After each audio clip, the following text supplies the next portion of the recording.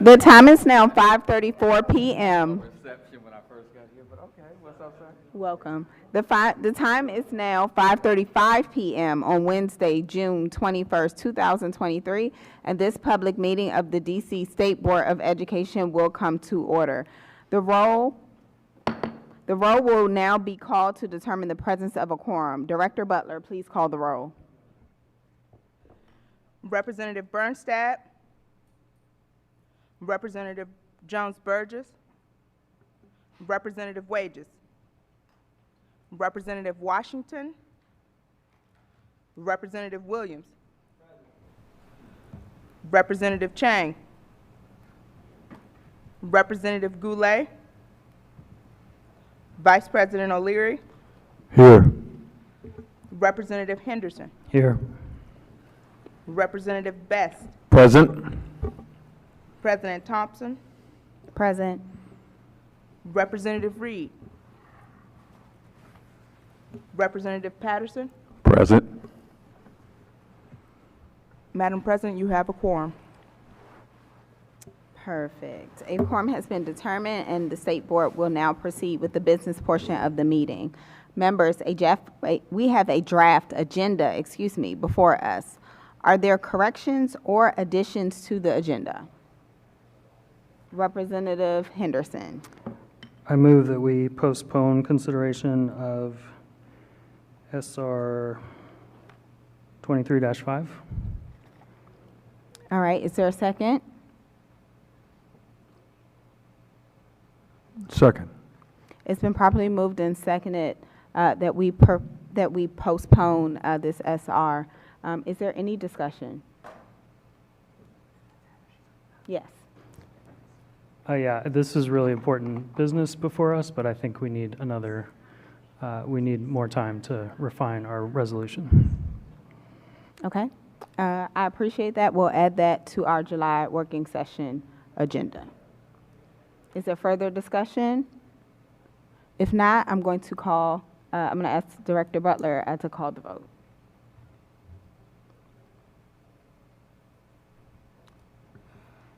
Representative Henderson, Aye. Representative Best,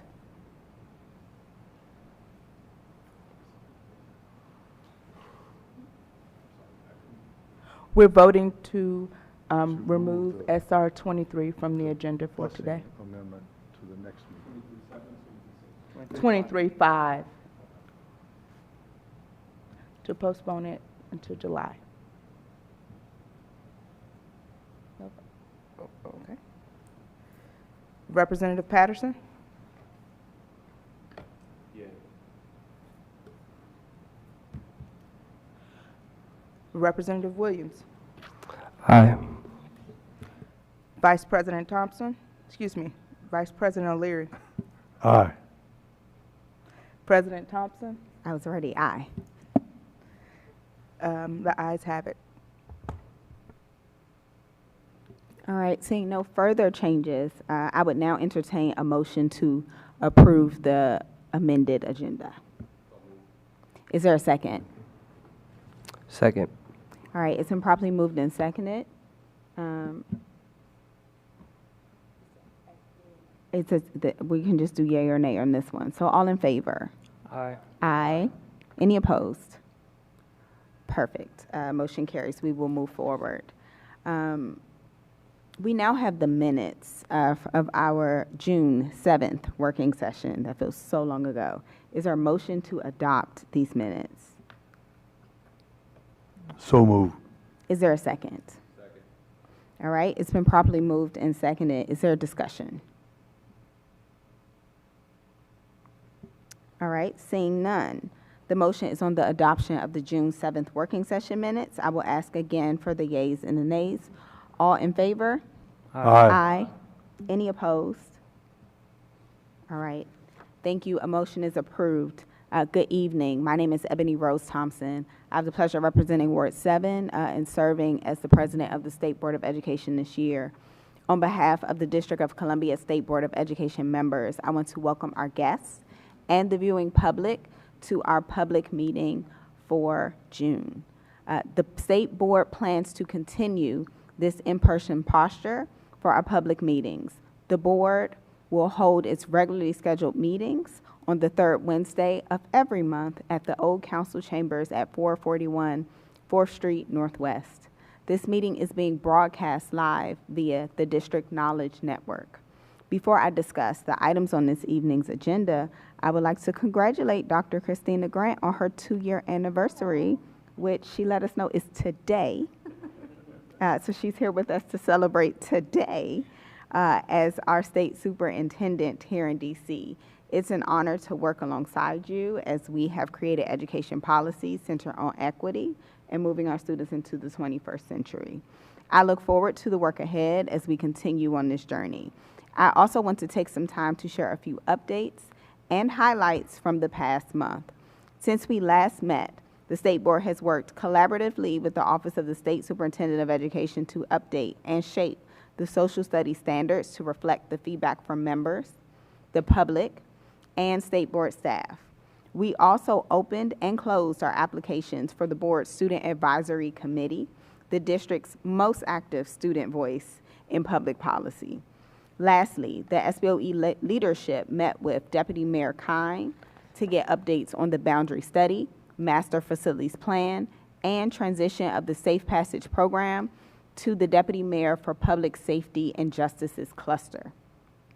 This evening, the State Board will hear from 9 public witnesses. We look forward to hearing from you as you share testimony on teacher compensation, out-of-school time, school-based mental health services, school safety, social studies curriculum, and reading programs at DC schools. We encourage the public to sign up every month to publicly share testimony.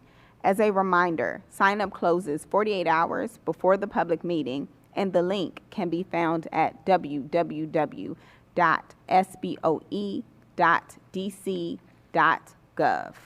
Our next public meeting of the State Board is on July 19th. At this time, I'd like to turn to our State Superintendent, Dr. Christina Grant, for her remarks. Thank you, President Thompson. Lots of feelings today. Thank you, President Thompson, Vice President O'Leary, and members of our State Board of Education.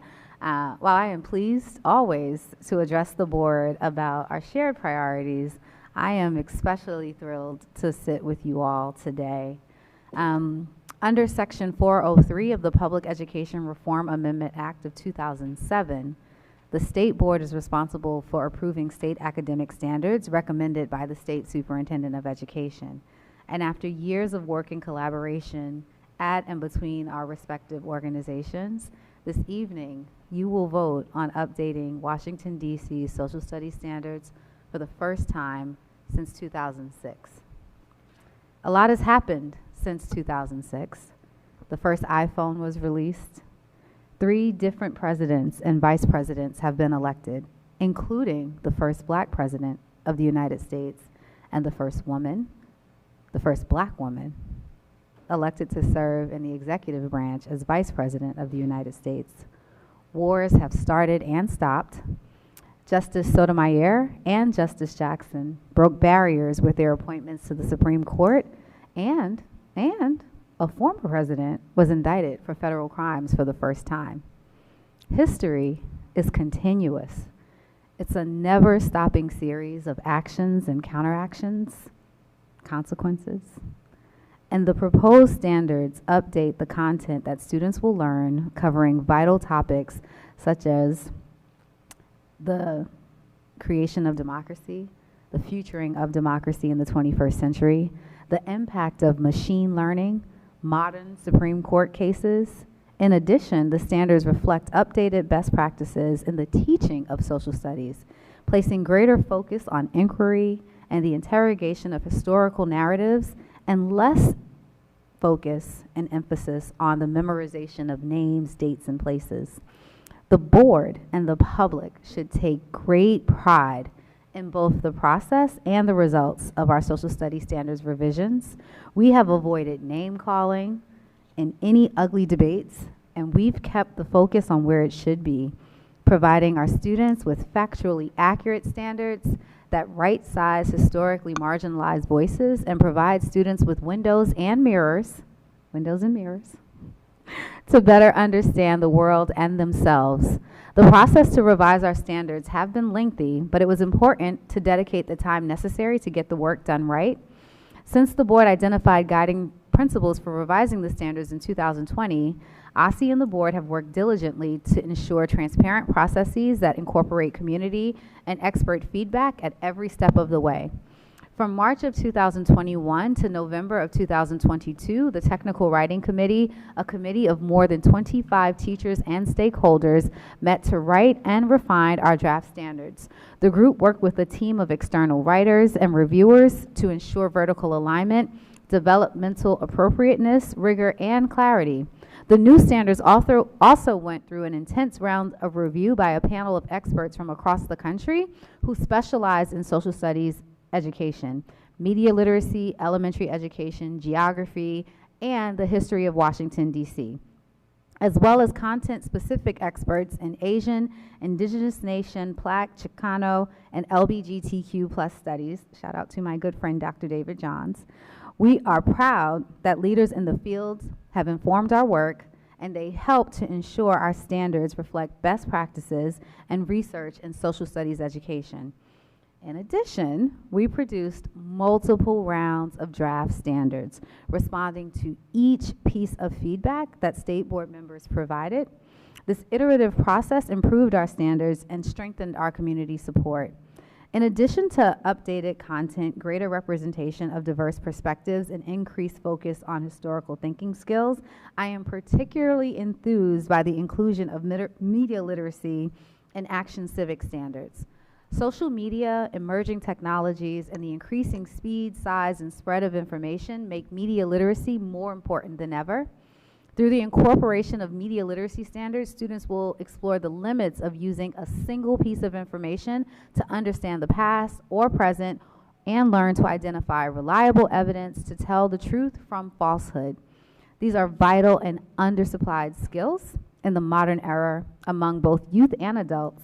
From kindergartners through elected officials, I am excited that by passing these standards, the board will ensure that district students will learn media literacy skills. In addition, one of the most important benefits and responsibilities of social studies education and public education generally is to build a sense of civic and community responsibility and help young people develop and practice the knowledge, beliefs, and behaviors to participate actively in civic life. With the adoption of 8th grade Action Civics, every student in DC public or public charter school will have the opportunity to incorporate their social studies knowledge and ideas for the proper role of government into an action plan to protect or promote people's rights and the common good. For example, Standard 8.67 requires students to propose and advocate for a specific method of action that can be taken by the federal government to best respond to a current situation in which a country is at risk for genocide or mass atrocity. I cannot wait to see what actions our students will propose. Furthermore, I know that this standard and the experience of Action Civics generally will empower our youth. Students will see themselves as change makers, they will stay involved in schools and community affairs, and many of them may run to replace all of us one day. Action Civics and your vote to approve this course will prepare our students for a life of active citizenship. We know that passing these standards is only the first step in ensuring students have access to rigorous and engaging social studies instruction. This summer, as in tomorrow, OSSI will begin the process of hosting a Social Studies Resource Institute to begin building out our curricular materials and resources for our educators. OSSI is also launching several professional development and coaching opportunities to support teachers in understanding and implementing these revised standards. In the coming years, we will continue to build sample lessons, assessments, curricula to support our educators and local education agencies with implementation. In almost conclusion, I urge an affirmative vote on the resolution to approve the District of Columbia's social studies standards. With this vote, you will move us forward into the future and plant a stake in the ground for the district as a beacon for culturally reflective social studies standards. Thank you for listening, and thank you, everyone. current board members, previous board members, each of you personally, the tremendous staff at OSSI, who I'm assuming is watching somewhere feverishly, our staff, our technical writing committee, our expert reviewers, members of the public, certain folks in the room, for helping us get where we are this evening. We should be exceptionally proud. And as you noted, today is my 2-year anniversary of great service as the state superintendent. I do believe that we and I are just getting started. And so thank you, and all of you, for your trust, your guidance, your support, as I serve the greatest city, which should be a state, and these standards will tell our children why, in America. Thanks for letting me sit with you all this evening. Thank you for joining us tonight, Dr. Grant. We appreciate OSSI's continued partnership on so many policy issues of importance to our students and to our schools. I'm going to give a moment to share a little bit about tonight's panel. Tonight's panel will share insights on factors that contribute to educators' positive and continuous development and growth. Their testimony will help us identify solutions to meet the needs of educators. Through research and personal experience, the panelists will describe how developmental needs change throughout an educator's career. We are excited to hear from Abigail Swisher, Director of Policy and Programs, National Council on Teacher Quality, National Center on Teacher Quality. Hannah Kozik, first grade general education teacher, FS Key Elementary School, and Anjanette Planter, science teacher, Columbia Heights Education Campus. I invite you all to come to the front table now. Each of you will have up to 5 minutes, and then we will move to one round of questions from the State Board. Once you are seated, we will begin with Ms. Swisher.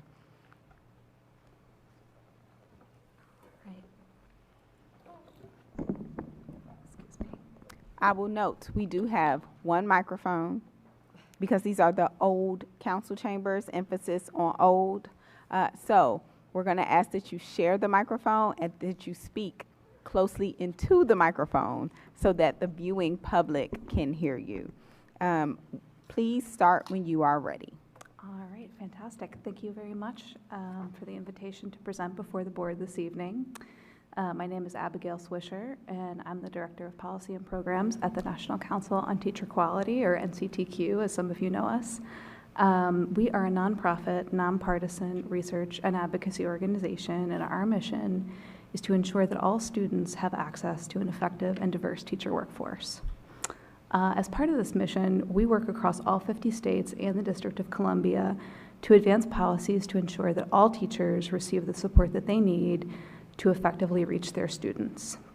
We believe that strong evaluation policies are critical to ensuring that every teacher has access to the feedback and support they need to grow over the course of a career in the classroom. In our most recent report analyzing state policies on teacher evaluation in 2022, we found that many states have backed away from some of the strongest policies that work to support effective evaluation systems. These changes have left many teachers across the country, and particularly new teachers, without the support that they need to learn, grow, and successfully reach all students. Compared to its peer states, DC stands out for the well-documented positive impact of its evaluation system, both for student learning and for teacher quality. DC's evaluation policies, or those that appear in law or regulation specifically, also had some notable strengths, including policies like requiring annual evaluation for all educators. While not specifically reflected in policy at the level of the superintendent's office, DC's current system also has several key elements that make for an effective evaluation system, including multiple measures of teachers' effectiveness, and clear, detailed standards for teaching that align to how teachers are later evaluated. In our report, we recommend that if policymakers wish to strengthen DC's evaluation system over the long term, there are some key policies that they could consider enshrining in law or regulation. In our review, again in 2022, we found that DC didn't, for instance, explicitly require in law or regulation that observations or measures of student growth be included in a teacher's evaluation. The district's policies also did not require that evaluation ratings connect teachers to professional learning opportunities, nor do they require that teachers who are struggling be offered improvement plans. And I want to be clear that DC is obviously using these elements in practice. And we only offer this to sort of suggest that by strengthening those policies in the long term and codifying them in law, you can ensure that the strong system that you have today will remain for a long time. Again, putting them into law or regulation would help ensure that all teachers in DC schools experience the most foundational elements of a good evaluation system, like guaranteeing evaluations include an observation over the long term. Also want to emphasize that frequent observations and feedback are important to educators' growth and development. Educators who receive more frequent feedback and observation are more likely to report that their evaluations are a critical piece of their success as educators. And I think that as the district works to continuously improve impact, policymakers could consider adding more frequent formal or informal observations, particularly for new teachers and those who may need additional support. Finally, as any teacher will tell you, trusting relationships are the foundation for growth and learning, and this is true for adult relationships too. Teachers have to be able to trust that they'll receive fair and informed evaluation, and that starts with strong relationships between teachers and principals, which is already so central to teachers' satisfaction at work and their likelihood of staying on in their role in the long term.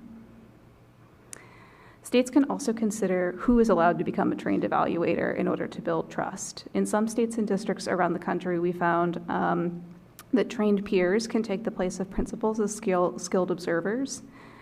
This practice has been validated by research, and it may help to build trust and buy-in from educators about their evaluation results as well. Trust at the system level is clearly also vital. Our research has found that successful evaluation systems seek regular feedback from educators and make changes based on that feedback. Given the disproportionate racial impact identified in DC's evaluation system, it's especially vital that policymakers formally engage educators of color and those serving our most historically marginalized students to help build a better, more equitable system. Approaching the end of my time, so I'm going to stop there and thank you for the opportunity to share our findings and our recommendations with the members of this board. Thank you.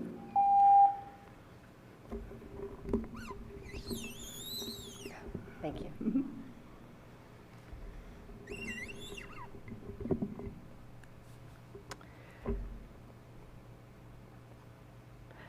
Members of the DC State Board of Education, thank you for the opportunity to testify today on educators' growth and development in the District of Columbia. My name is Hannah Kozik, and I am a first grade teacher in Ward 3. I have 13 years of teaching experience. I'm a member of Empower Ed, a Teach for America alum, and an alum of Georgetown University's Master's Program in Education Policy and Advocacy. I am here today to testify on educator growth and development in the District of Columbia's public schools. As a teacher in the DC public school system, I participated in the DCPS impact system to evaluate my impact on student success. For a first grade teacher, the impact system is a multi-part process. This year, I had 2 administrative observations, 2 self-assessments, and 3 teacher-assessed student achievement goals, 1 I created with my team, and 2 of which the district required. During this past year, I was alarmed by the inequitable self-assessment rubric, a misalignment of achievement goals, and standalone administrative observations.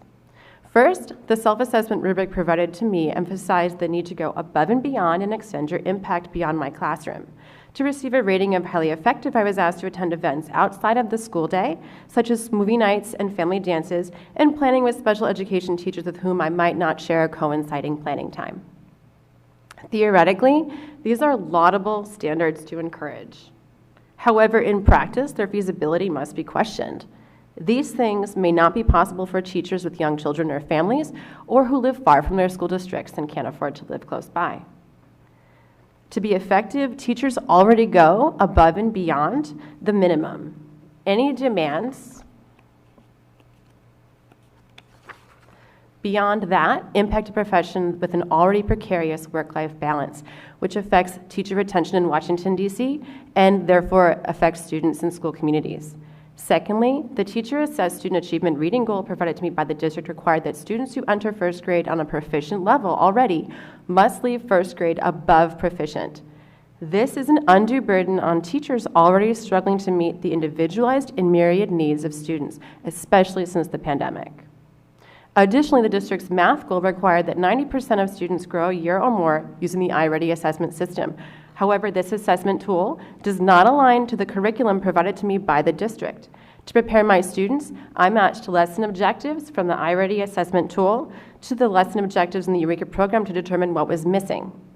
For some of my students to grow a year, I would have had to teach them an entirely separate curriculum that included the distributive property of multiplication in first grade.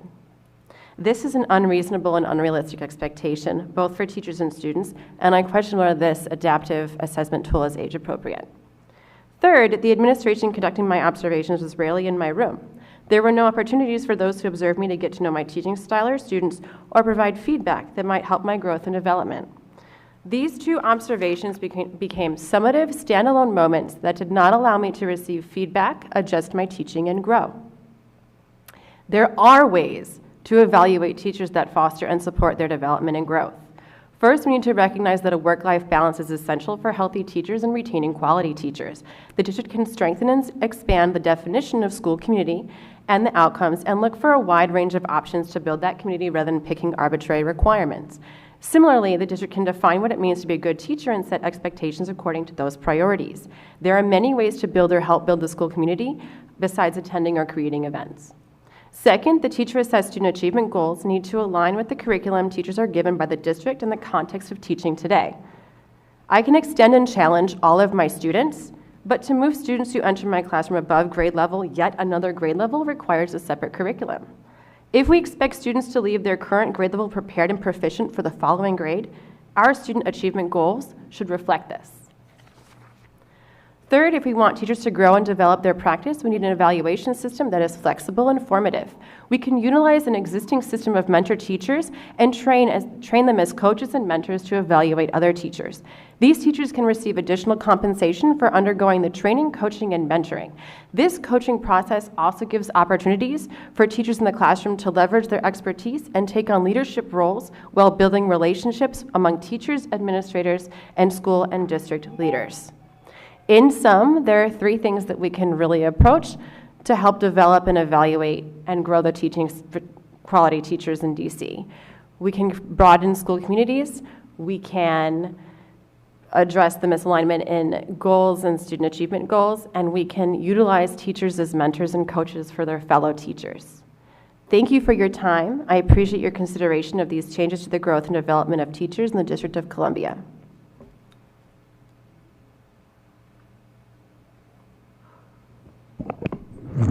You're going to have to pass the mic. There we go.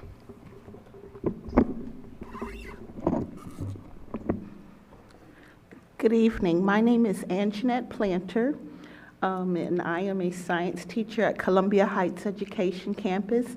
I also represent Empower Ed, and I've been teaching for over 20 years, but this is my second year in DC Public Schools. I would like to see more professional developments on how the lift system works here in DC Public Schools. Coming from another school system, I'm not familiar with that, and I do know that lift system is involved with impact. So that means it is very important to teachers to do good on impact.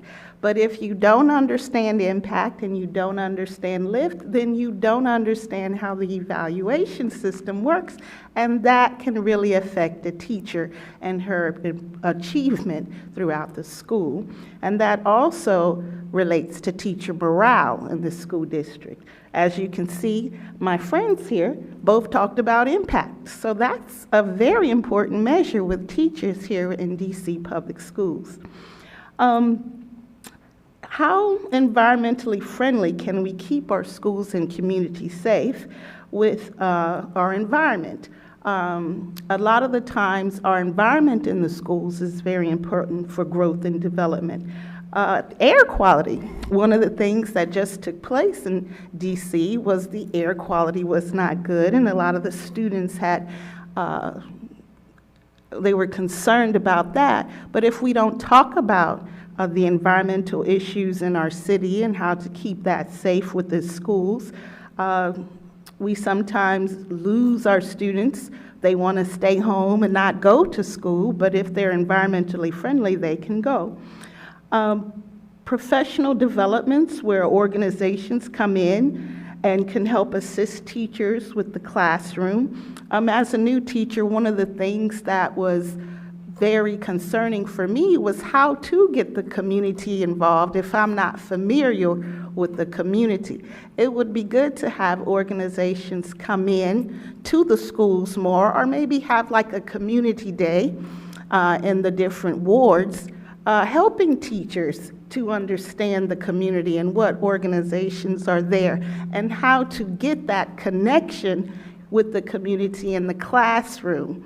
The schools, you know, sometimes they go straight to the principal, but they need to also know that the teacher is the key to getting into the schools. So that relationship for new teachers as well as veteran teachers could improve tremendously with the community by having more community events for teachers.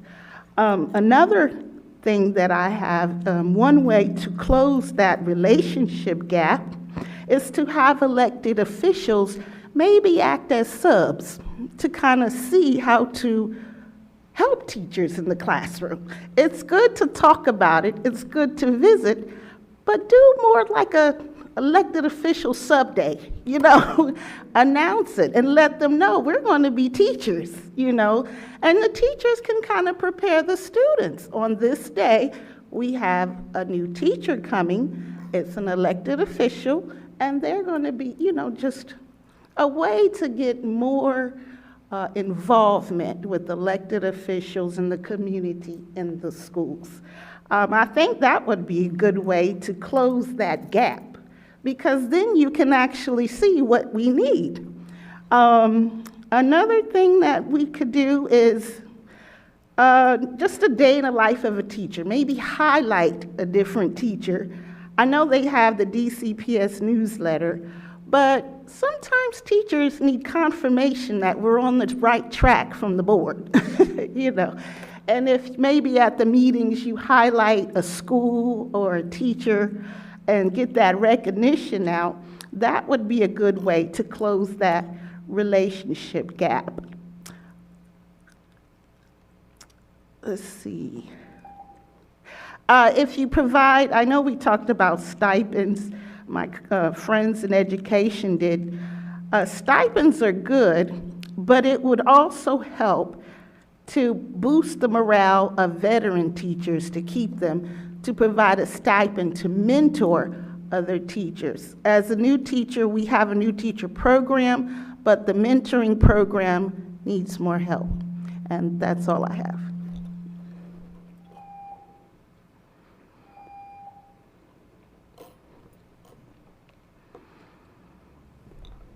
All right, we're going to turn to one round of questions for the members. Director Butler manages that process for us and will keep us moving forward. Director Butler. Thank you. We remind members to please speak into the mic, and we will start with Representative Henderson. Hi, thank you all. My first question is for Ms. Swisher. If you could just clarify your comments about the DC evaluation system, is that about impact and for DCPS exclusively? Yes, it is. And to explain a little bit more about the way that we conduct this review, NCTQ looks at states' policies and regulations at the state level. So anything that is reflected at the level of OSSI is included in our review. Obviously, as I want to make clear, we are aware of the great work that you all are doing and what is happening in practice. If you take a look at our report, which you can find at nctq.org, you will see that it does reflect OSSI level policies. But yes, we are referring to impact. Okay. Thank you. And thank you for acknowledging the disproportionate racial impact that's been identified in impact. To me, I've kind of taken that as disqualifying for the evaluation system. But if I am reading you correctly, you think there are ways to redeem it. Could you say more about that? Yes, thank you for that question. I think it's a really important topic for us to be discussing and keeping our eyes on, given the findings of the impact evaluation.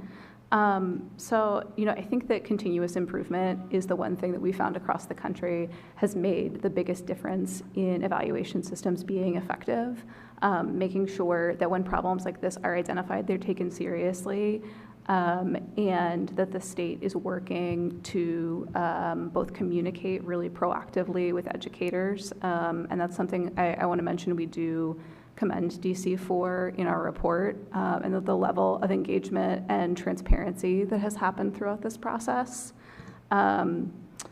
I think that it is really crucial to both have technical fixes for this type of work, and I would really defer to researchers and evaluation design experts, of which there are many, to give more specifics about how this issue can be remediated and recalibrated. However, I think that engagement with educators, and particularly educators of color and educators serving in schools that serve our lowest income students, who we know are the most impacted, Thank to you. make Sorry that to cut you off, recalibration but is I'm most running out important. of time. Yes. Thank you. Ms. Kozik, you talked, actually you and Ms. Planter both talked about like mentoring and coaching opportunities. Are there ways to fairly ask teachers to take that on and stay in the classroom themselves? Like, is that a manageable ask, and how might that be executed well? I believe that is a manageable ask. I would provide sub-days for mentor teachers to observe their mentees, and I would provide additional compensation for the work that they do outside of the classroom.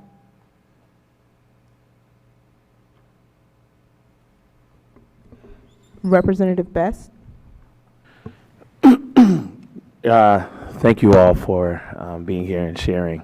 So I'm thinking about, like, when I was teaching, in observation, coaching, and evaluation, all different things, but all felt extremely daunting. And I wonder, like, how we can actually, like, communicate certain things better, so that it's a question that I've just been thinking about. Long story short, I do have a question for you all. So, Ms. Swisher, I've learned that the word impact is like a curse word when you're talking to teachers, right?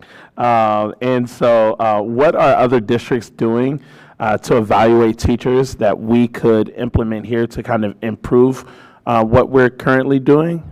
And then for Hannah and Anjanette, after that answers the questions answered, what do you believe that we could do to improve impact to make it make more sense for the teachers?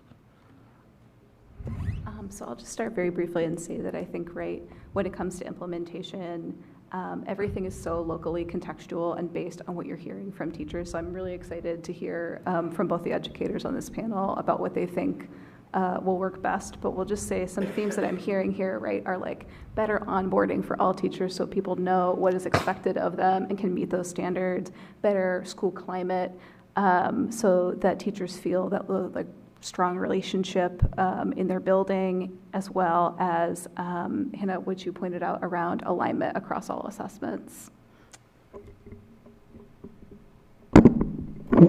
I would like to say it would be good to have the teacher be able to upload evidence to the impact platform, because sometimes you're not able to have your full feedback from your insight to the administrator. Usually it's all one-sided. It's all the administrator, what the administrator saw, what the administrator did. But the teacher does not have the opportunity to upload feedback into that platform. There is a section where they can just reflect on the year, but I don't think a reflection is a way to rebut about what the administrator says, or just to provide that evidence. I know the CSC does that, and that's part of the impact, but the CSC, to me,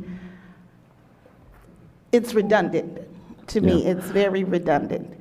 But I would like to see, we have a lot of meetings in our school. Some of those meetings could be like mentoring type of meetings where the teacher and the veteran teacher get together and just communicate. A lot of times it's a department meeting or it's an administrator meeting, but it's never a teacher-to-teacher meeting. And that would be a good impact score. How do you get involved with your teachers at your school to get that mentoring? Thank you. Representative Patterson? Thank you. My question is for Ms. Corsick. I want to pronounce it correctly. I heard the word relationship a lot about communities, relationships, and one of your 3 points was broadening the school communities. Can you expound a little bit on that? And I may have a follow-up question of exactly what you mean by that. So what I mean by that is something we did in Virginia, just as a brief example, is we brought together a committee of parents and teachers to address issues that we saw in the school, in the classroom, and to really talk to our students about identity and diversity and what equity meant. And I think having those partnerships with communities and committees across parents, teachers, administrators, where everyone is involved. What I see at my school right now is a lot of kind of one-sided, parents do a lot of these events and teachers attend, or teachers put on events and parents support. What I don't see is collaboration and partnership between parents and families and teachers and administrators all together. Okay, I appreciate that. And it sounds like a lot of times that parents are coming to the schools. Is the community going, as well as the school communities, school individuals going out into the communities? How would you see that working? Just to clarify, teachers going into the communities Going to into the work? communities in which they teach, learning about their communities, learning about the nonprofits, learning about the communities in which their students come from. I think Anjanette gave a really good example of that in her testimony, where she suggested organizations come in and sort of building that partnership starting at the school. Okay. I always thought schools should be the center of the community because that's where our students are and that's where they should be. And once we start from those organizations, teachers can, just like we are working with Empower Ed, we can broaden our influence and our knowledge of communities that way as well. So I do think it's going to take a little bit of back and forth, but I think we can start with that foundation. Yeah, and I agree with you. I do believe that they should be the centers of communities, just like during the Civil Rights Movement, churches were. But I guess my point is that churches went out inside their communities to learn about their communities. It wasn't always everyone coming to them. So I'll yield the rest of my time back to you. Thank you. Representative Williams? Thank you all. Ms. Swisher, I think I'll start with you. So it's really surprising to hear you lift up like impact in certain ways, because many of the things that you had mentioned about actually supporting teacher evaluations are not related to the actual observation. So I'm kind of curious, is there any data in what you are looking at in the impact system as to how many teachers who were rated developing 3 years ago are now rated like effective or highly effective, or essentially like evidence that impact works? You know, the evidence that impact has on student achievement and teacher growth, I'm familiar with of some research by American University and by Thomas D. that I am happy to send after this meeting. In terms of the last 3 years of data, I'm not familiar with that, and I'm happy to follow up afterwards to see if that's something that we can find out. Thank you. I'd appreciate that, because I think it's very misleading, not just you, but generally as a city, that we kind of talk about relationships mattering and school climate mattering, and then give teachers no real way to be involved in that process. So, Ms. Planter and Ms. Kozik, I really appreciated kind of your direct solutions. I just finished my 11th year teaching this past week, and I'm still in the classroom. And so what you had said about like losing co-planning times, with a person I'm supposed to co-plan classes with, or a curriculum that isn't aligned with, student goals, like these things are just ridiculous. And so I'm just curious, kind of, do your administrators just abide by those policies, or where do you see the school level kind of pushback that could expose kind of how ridiculous and nonsensical some of these things are?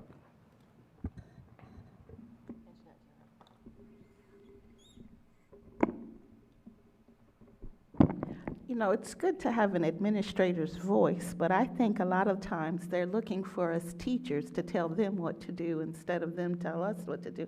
When I agree, it should be everybody working together to make these things happen. But sometimes the administrators are, they're too busy, or the teacher's too busy, and everybody's just pulled in different directions, that there's no cohesiveness within the school to make those demands. So it would be good to see maybe a direction of who does what, spelled out better, of roles and positions, because you have the teacher saying, that's not my responsibility. You have the administrator saying, that's the teacher's responsibility, but you don't have a voice amongst an even tone amongst everybody of who does what. So that causes chaos and nobody wants to do anything. Thank you. And I appreciated your suggestion around more policymakers being in the classroom so that policy can be understanding to the real circumstances. Thank you. Representative Goulet? I just want to thank you all for coming in. This was a very helpful panel. I think a lot of good substance and a lot that I want to follow up on afterwards. I'll start with Ms. Swisher. What you mentioned about the process of evaluating impact, I feel like right now with DC's evaluation process, sometimes it becomes like almost an all or nothing situation versus having a flexible process where year to year we're trying to tweak it based on the feedback. And I think that it's sometimes like you have, I feel like the executive branch digs in, doesn't want to change anything, and then the teachers, and others feel like it's all or nothing, like we've got to get as much as we want this year because we may never reopen this again. And I don't know if that's something you've seen elsewhere, or how we might try to create a process that allows for incremental change each year and really listening to each other to tweak, what could work better, I think. Yeah, thank you for that question. I think that's a really astute observation. That is certainly something that we've seen as a tension in other systems as well.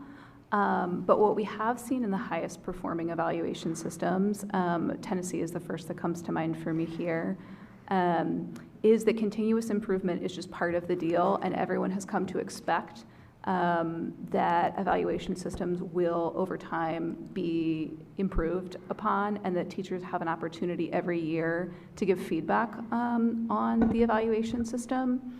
So I want to just recognize that that is a challenge, and that you don't want people to feel like every year their expectations are different, but at the same time you don't want people trapped in a static system that isn't necessarily working.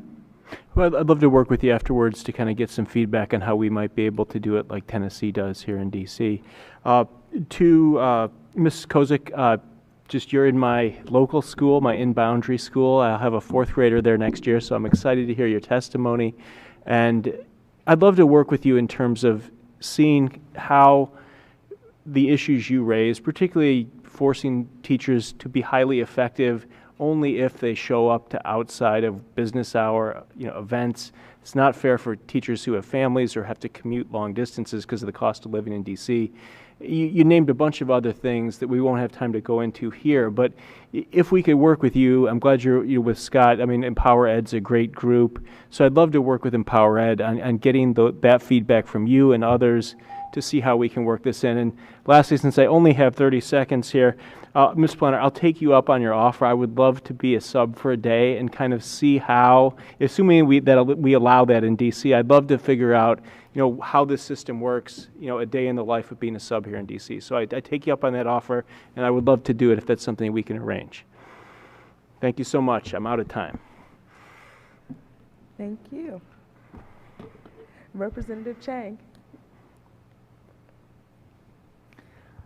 Thank you. I actually tried to be a sub and have not heard back yet, so maybe if Representative Goulet... We could team teach. I have a few questions for you, Ms. Planter. I first would love to hear Who walked you through Lift, Impact, that process when you first got started? You want the truth? That's why I asked. Well, I read the book. Okay. I was given a handbook, and at first it was very confusing. And this is my second year under Impact, and I'm still reading the book. When you ask the administrators, it's good to know who your evaluator is, because I do agree, if you work and develop that relationship with your evaluator, it works.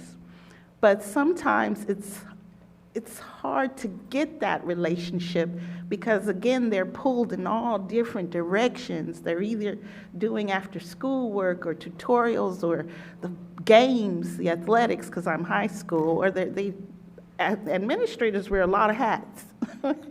And sometimes I'm amazed as to what they can do. And sometimes I wonder, are they really doing a fair evaluation? But that's a different question, But I really just sat down, and I'm a reader, and I read Impact, and now I know how to calculate my score. And I'm always asking my evaluator, how did I did? How do I do? How can I improve? But it's constantly me going to them. I don't see where and they might do it to some other teachers, like new teachers, but when I was new, I had the instructional coach who actually, we had to go to these new teacher meetings. But sometimes as a new teacher, you're just thrown so much information, and they go through it so fast that you do have to go home after hours and kind of read over the things you get. Because during school hours, you have the students you have to pay attention to, you have your lesson plan you have to go to, and you have all these meetings from the principal down to the department. And it is a lot, but if you're a dedicated teacher, you can sit down and read the book and try and learn and ask questions. But that's why that mentoring piece is so key to any teacher, especially if it's a veteran teacher at your school. Yep.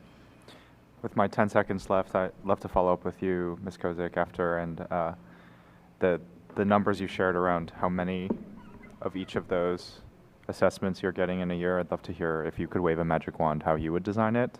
And Ms. Fisher, thank you for being here. I'm going to follow up with you about other literacy things, but thank you for being here tonight. Thank you. Representative Reed?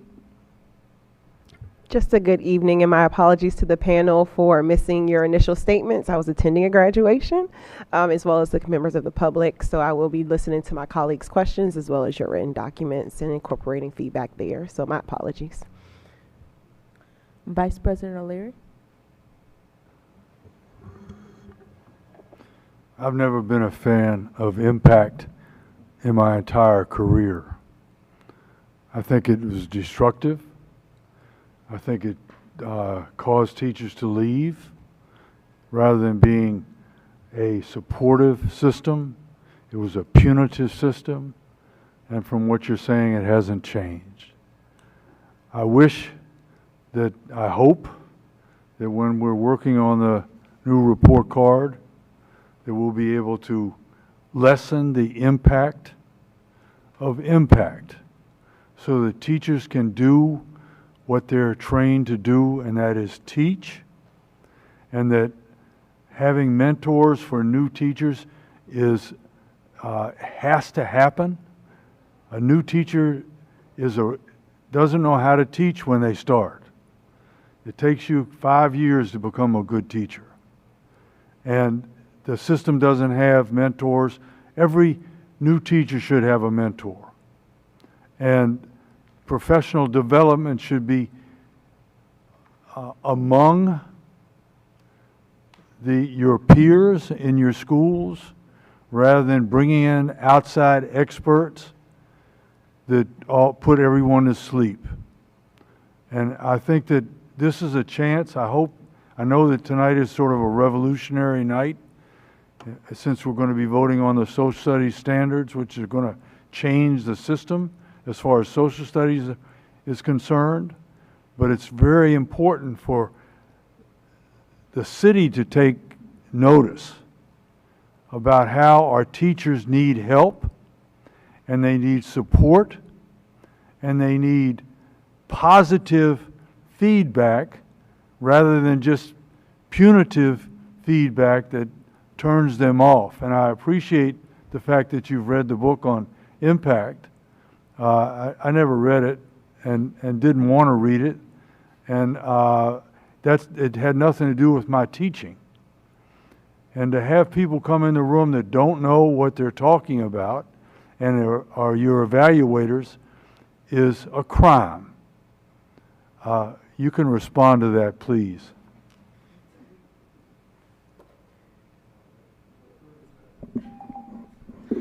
I just want to say I agree. Thank you. I also never read the book. So. I really appreciate what y'all had to say. I know that this report from the National Council of Teacher Equity says we believe that ensuring every teacher has the access to the feedback and support they need to grow over the course of a career in the classroom.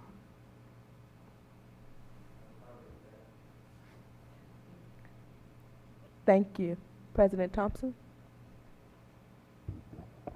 I want to thank the entire panel for joining us this evening. I have probably one thought and one question. So my thought, it is not lost on me that DCPS is not the only school district that we have in our 10 square miles, that is DC.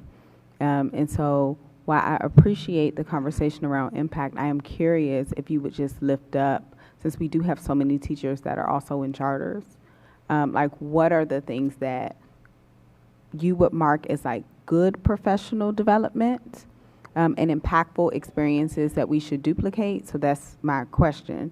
And I lied, I have two questions. My other question is if there is anything that is pre-service for teachers that we should consider so they're not just dropped into the classroom.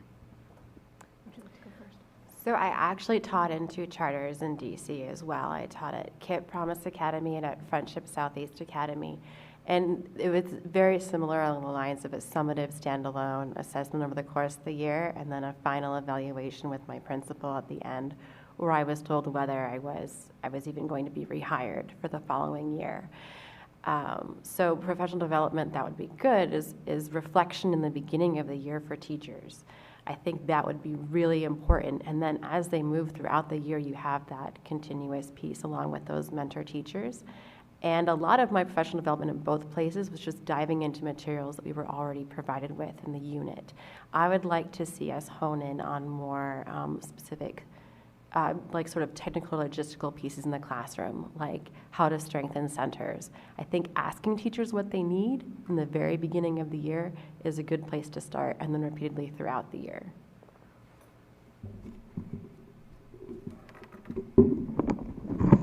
I was going to start off by saying a convocation for the DC public schools at the beginning of the year, have the schools come and elementary sit one place, middle school sit one place, and high school sits one place, and they wear their school shirts, and just do kind of like a rally to kind of get the school district, and the families can come, the students can come perform, and just have a big gathering at the beginning of the school year to just kind of get the school system kicked off. For impact, one of the things that I was thinking as I was reading over the impact, I was like, why can't the CSC have the essential practices listed on it so that you can show how you met those essential practices? I think it's just redundant to have the essential practices there, but I love the CSC because that's where you can share your evidence. So maybe if that part was combined, the student surveys is just listed as did they complete it, and you get a score for that, which I thought they tallied up the surveys, but they didn't. But that student surveys is a good piece as well. But again, combining the essential practices with the CSC, I think that'd make everything easier.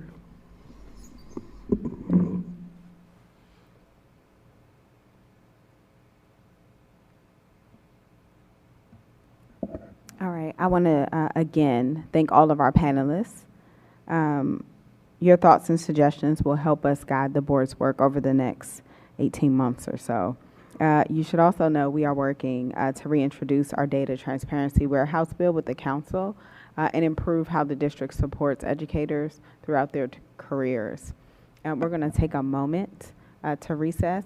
I'm going to say 5 minutes, and I'm going to be really clear about what I mean by 5 minutes because we have good work to get done. So it is now 6:34.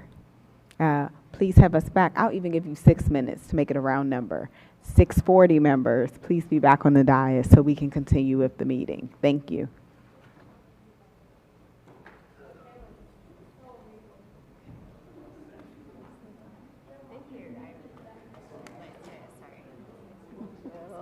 Thank you.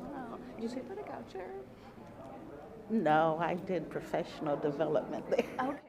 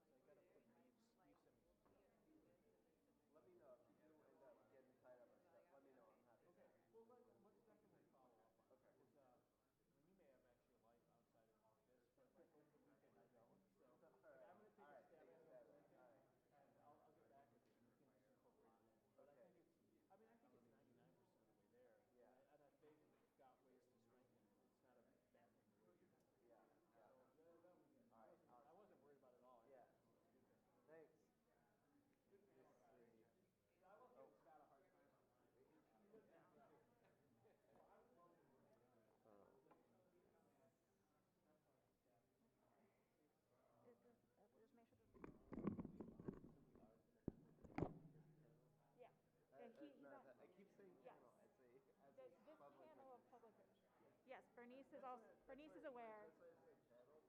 Yes.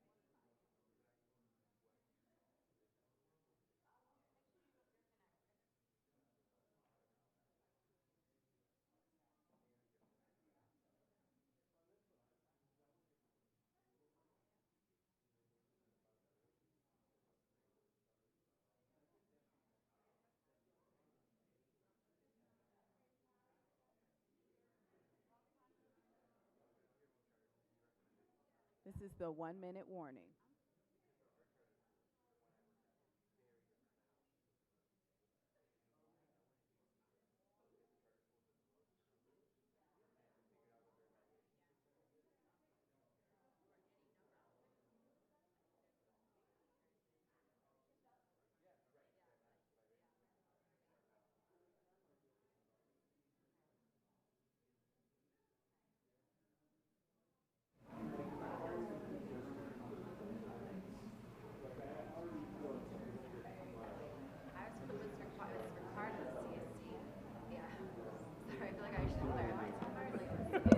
All right, I'm welcoming us back from recess.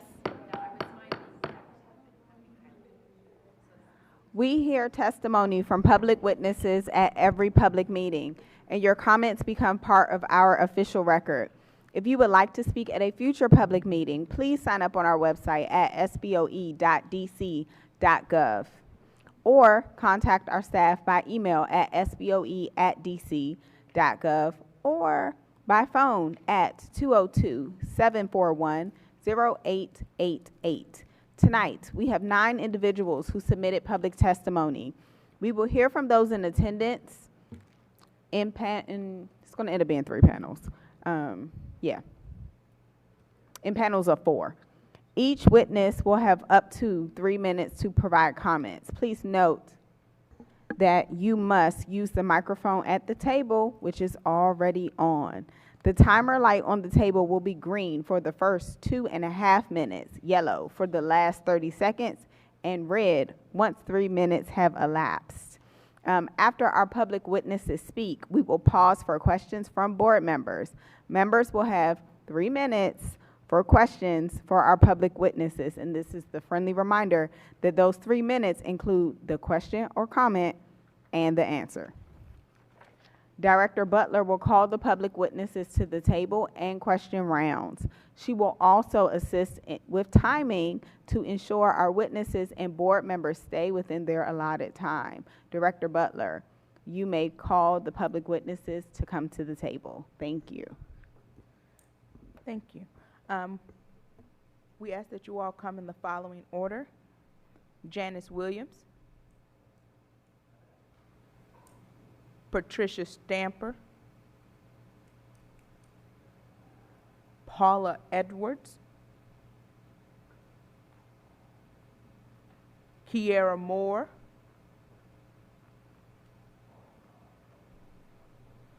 Laura Fuchs,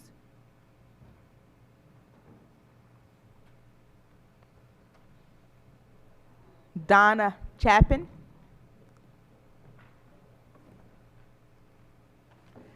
Samuel Drayson,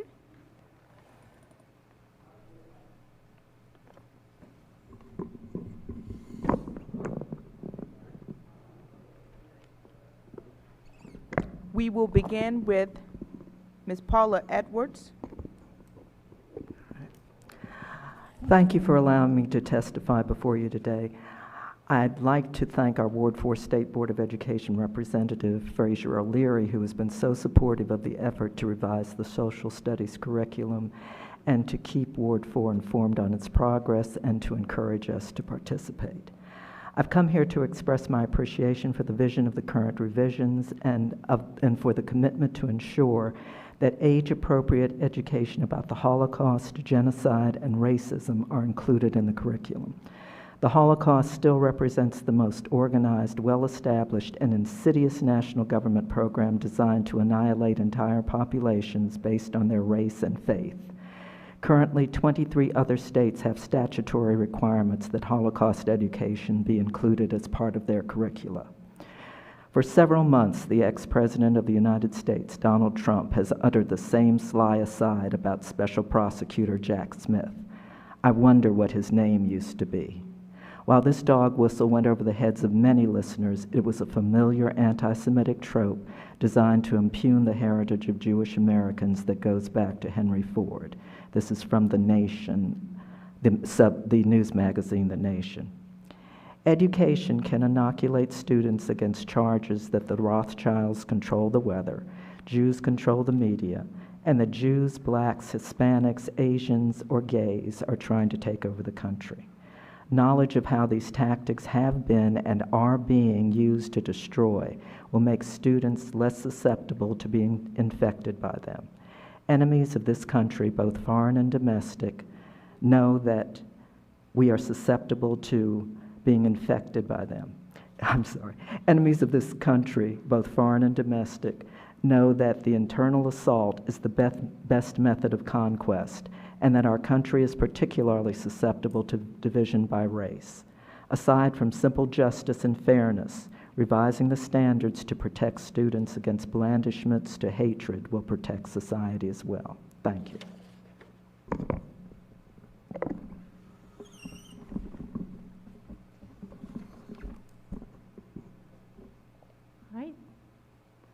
Good evening. I want to give a shout out to H.D. Woodson, Warrior Class of 2023, who graduated earlier this morning. They're a very special group who I had the honor and privilege to teach virtually their 10th grade year for World History 2, and again this year for 12th grade U.S. Government, DC History, and AP U.S. Government. So I taught almost all of them. 96 of them were able to finish this year, so very proud of them. They did a fantastic job, and of course, once a warrior, always a warrior. I also want to express my sincere condolences, to Saraya Gant, as we mourn the loss of her son and class of 2015 student and football player extraordinaire Malik Gant. He was a wonderful young man. We'll keep him in our hearts. And it's with a heavy heart that I've seen so many of my alumni from that particular year, as we've lost several students in this particular class over the past year. And it just reminds us why the work we do both inside and out of the classroom is so important. It's weird, I guess, segue, but I'm going to finish my testimony on the social studies standards about implementation and timeline. So I came to DCPS in 2007, and the new social studies standards had just been passed. Michelle Rhee had just taken over the district, and her understanding of what was going on was limited at best. That's a generous read. And social studies was not something she focused on, to say the least. Courses were completely changed. The teachers who had been teaching a long time were just starting to learn what those standards were. And I saw firsthand what a poor and hasty rollout of standards could do. Some teachers didn't realize the 9th grade course was different. They were just teaching what they thought was supposed to be in 9th grade, which was gone. Like there was no geography. They were teaching geography because there was no rollout. So I've seen firsthand what happens in DCPS when they're unsupervised and rolling out standards. So I just really hope that, you know, as a State Board of Ed, that you realize like the job is so far from done with OSSI and DCPS when it comes to this. There were literally zero materials we could share and use from the system in 2007. Everything had to be created ourselves. There was no clear scope and sequence. It was a free-for-all. While I personally relish the freedom to get to know what I want to do, certainly not everyone loves that kind of work, and we're not all trained for it, to be fair. The current standards do not need to go down the same path.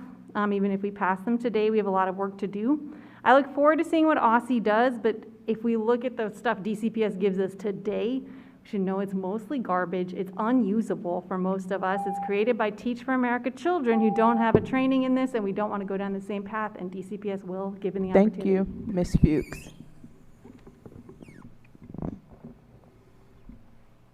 Hello. My name is Donna Chapin. I'm a resident of Ward 5 and a volunteer with Reading Partners. Reading Partners is a nonprofit organization active in many of the public schools in DC, including Langley Elementary School, where I've had the privilege of being a volunteer for the past school year. My understanding is that Reading Partners may not be invited back to Langley Elementary School for the coming school year, but that a final decision has not yet been reached as to whether Reading Partners will continue at Langley. So I am here today as a volunteer with the program to request support for the continuation of Reading Partners at Langley Elementary School. I mean, everyone knows that reading is a crucial skill, and it's the building block upon which all educational achievement is built. And we also know, or at least I read in the newspapers, that for the past several years, the pandemic has hit students particularly hard in reading ability, and that scores are trending down following the pandemic. So Reading Partners is a valuable resource to address obstacles and hurdles that students must overcome in order to stay on track with achieving a reading skill that's going to allow them to be successful. Reading Partners relies on volunteers to be present in the schools, and we are subject to background checks. We are given training orientation, and then we work one-on-one with students who have been identified as being at least 6 months and as much as 2 years behind their required reading levels. So it's a great benefit to sit down one-on-one with a student. We meet at least twice a week, 45-minute sessions, and we read together. I might read to the student can read to me. I follow the curriculum provided by Reading Partners to identify areas such as vocabulary, phonics, reading comprehension, story organization, and seeing where areas that we can work together to find what's holding back a particular student. Because once we identify the area where a roadblock can be overcome, it kind of opens the door and progress is evident. I mean, I really saw in my student and other students great progress being made. The volunteers have a wealth of experience. I've only done it for 1 year, but some of them have been there for many years. And it would be a loss of a resource if they were not allowed to participate in future at Langley Elementary. I really appreciate the opportunity to speak tonight on behalf of the volunteers, and thank you for your time.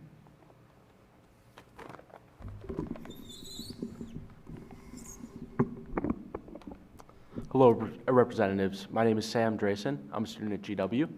I grew up in Boston, and as a high schooler, I was a member of the Boston equivalent of the DC SBOE Student Advisory Committee. I made lifelong friends there, gained invaluable experience, but when I graduated, I was disappointed in what we had accomplished. I knew that we had left so much on the table. That disappointment stuck with me over the months to come, but I began to realize that if students weren't in the rooms where decisions were made, with full voting power, we would never see our voices reflected in the solutions. So when I got to school here at GW, I decided that I would begin work on Democracy at Home, an organization whose only goal is to bring students into the rooms where decisions are made. Our first project to that effect is the Youth Power Coalition, a group of organizations here in the city that is committed to passing youth-written, youth-led legislation. While the focus of that legislation will be determined completely by DC youth, we as an organization do hold certain political beliefs. The first of which is that we believe entirely in the power of young people and the communities that raise them. We know that a strong school district is one that engages those students and those communities in all decisions. And we trust in the promise of teachers, well-paid, fully trained teachers who stick with students through their entire elementary, middle, or high school journey. And we believe in the potential, even more so after tonight when we pass these social studies standards, of a modern curriculum here in the district.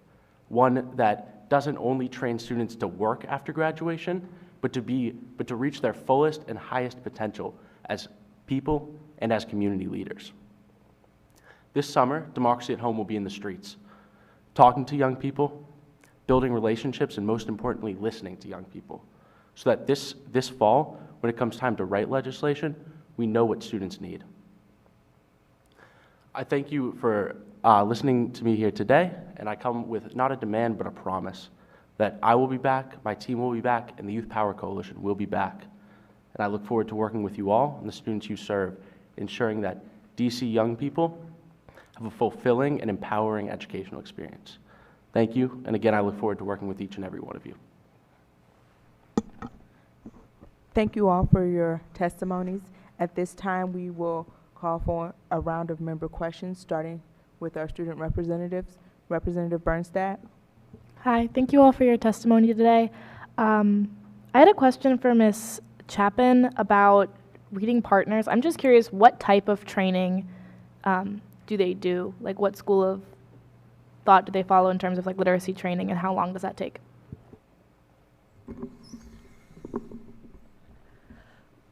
We have limited orientation training, the one-day training, but the curriculum that is provided, there is a daily worksheet as well as reading materials that are provided and questions and answers to work through on that particular lesson. Now, I think there is some flexibility, and as we get to know and work with the students, we realize what areas are the ones where the students can particularly benefit from. But it is a fairly controlled curriculum that is assigned to a reading plan for that day. Okay, thank you. I was just curious. And then I missed your name. I think it's Miss Edwards. I don't have a question, but I just wanted to say that I couldn't agree more with the sentiments that students need in the district especially need to be more aware of dog whistles. As a Jewish student, I find oftentimes that I've heard my peers or like even adults say dog whistles without realizing them because it's really ingrained in our pop culture. Like it's really, really easy to, if you don't understand the nuances of it, and especially if you're not part of an identity group that they target, to say these things. And I think generally we need to have better education about this. As I've seen anti-Semitism definitely on the rise nationwide, obviously, but even in the district. I don't have any more questions, so I'll pause there. Thank you. Representative Henderson. Hi, thank you all for your engagement. Ms. Fuchs, thank you for your engagement and feedback on the social studies standards themselves. And I invite you to continue to report out on what's happening on the ground as they are implemented, so that we know that we do it well. And Ms. Chapin, do you know what the reason for ending the partnership might be? Is it about funding? Is it just about renewing the agreement? No, I don't know. Okay. I'm a volunteer with Reading Partners, so I'm not a part of the administration. Okay. I understand there have been conversations between Reading Partners and the school. The school has indicated unwillingness to continue with the program, and I'm not sure of the reasons why. Okay. Thank you for volunteering. Appreciate that. And I'll yield back my time. Thank you. Thank you. Representative Best. Sam, I totally agree. It's not a question, it's a statement, though. The students do have the answers, and I think about when I see Representative Bernstadt over there, so incredibly helpful in the things that we do, and I would love to help however I can. In fact, later on today, we're going to be voting on Seizure Safe Schools Resolution, which was actually brought to us by a high school student. So I'm all in, count me in. Laura, thanks for your words. Malik was an amazing young man and was a tragic loss to the community. Thank you for being with your students yesterday. I know it meant the world to his family, and just thank you. Social studies. I always make sure that I discuss the difference between standards, curriculum, and training. You mentioned what has not been helpful for you. In your opinion, how could we work with teachers to ensure that additional materials and internal structures make sense for our teachers? I mean, I think part of it is just the top-down nature of DCPS. It can be hard for them to understand that. Like, I was brought in for the Cornerstone work when those were first rolled out, and we were all hired. We were told, oh, you're experts. That's why you're here. You're here to, like, help us this new program. Then they literally told me what to do every step. Every time I tried to give feedback, they'd just send it back and change it back to what it was. So I started putting their name on it because I'm a little passive-aggressive, and I wasn't putting my name on something I didn't write. I became a transcriber, and I don't know if that was just us and that person or if all the disciplines had that experience, but I wasn't treated as an expert. I wasn't hired then to actually do the job, and they didn't like the feedback they heard when it wasn't, I guess, what they wanted to hear. So I think unfortunately, it has to be a bit of a culture change in DCPS. Like, if you're going to take in teachers and say, hey, help us make this curriculum, okay. And then honestly, all the experienced people walk away. And what's left is like the person who did 10th grade, because I wouldn't do it, I refused. And there were other people with even more experience than me, but like, he had no experience. He was a former lawyer. He came through an alt certification, which I did too. World was not his expertise, and yet he was suddenly in charge of like rolling out a world curriculum, right? And that's just what they end up getting left with. So I think it's just making sure we are hiring experts, ideally people trained in curriculum writing, especially for this initiative, new stuff. Like there's people out there who have degrees in this. It's not me. Yeah. Like So, get them. so more authentic or genuine collaboration with teachers and with individuals who are trained in this work. Cool. Thank you. Representative Patterson. Thank you, Director. It's more so a statement or comments as opposed to a question. I just wanted to, I know we have not always agreed on a lot of things, but I wanted to talk to Laura Few specifically. I truly appreciate just how much you love on your kids. Point blank. You know, I know how you are in Ward 7. I've seen you over the years, literally years, show up and always be there for your children. You are dedicated to them in the school and outside the school and to their parents.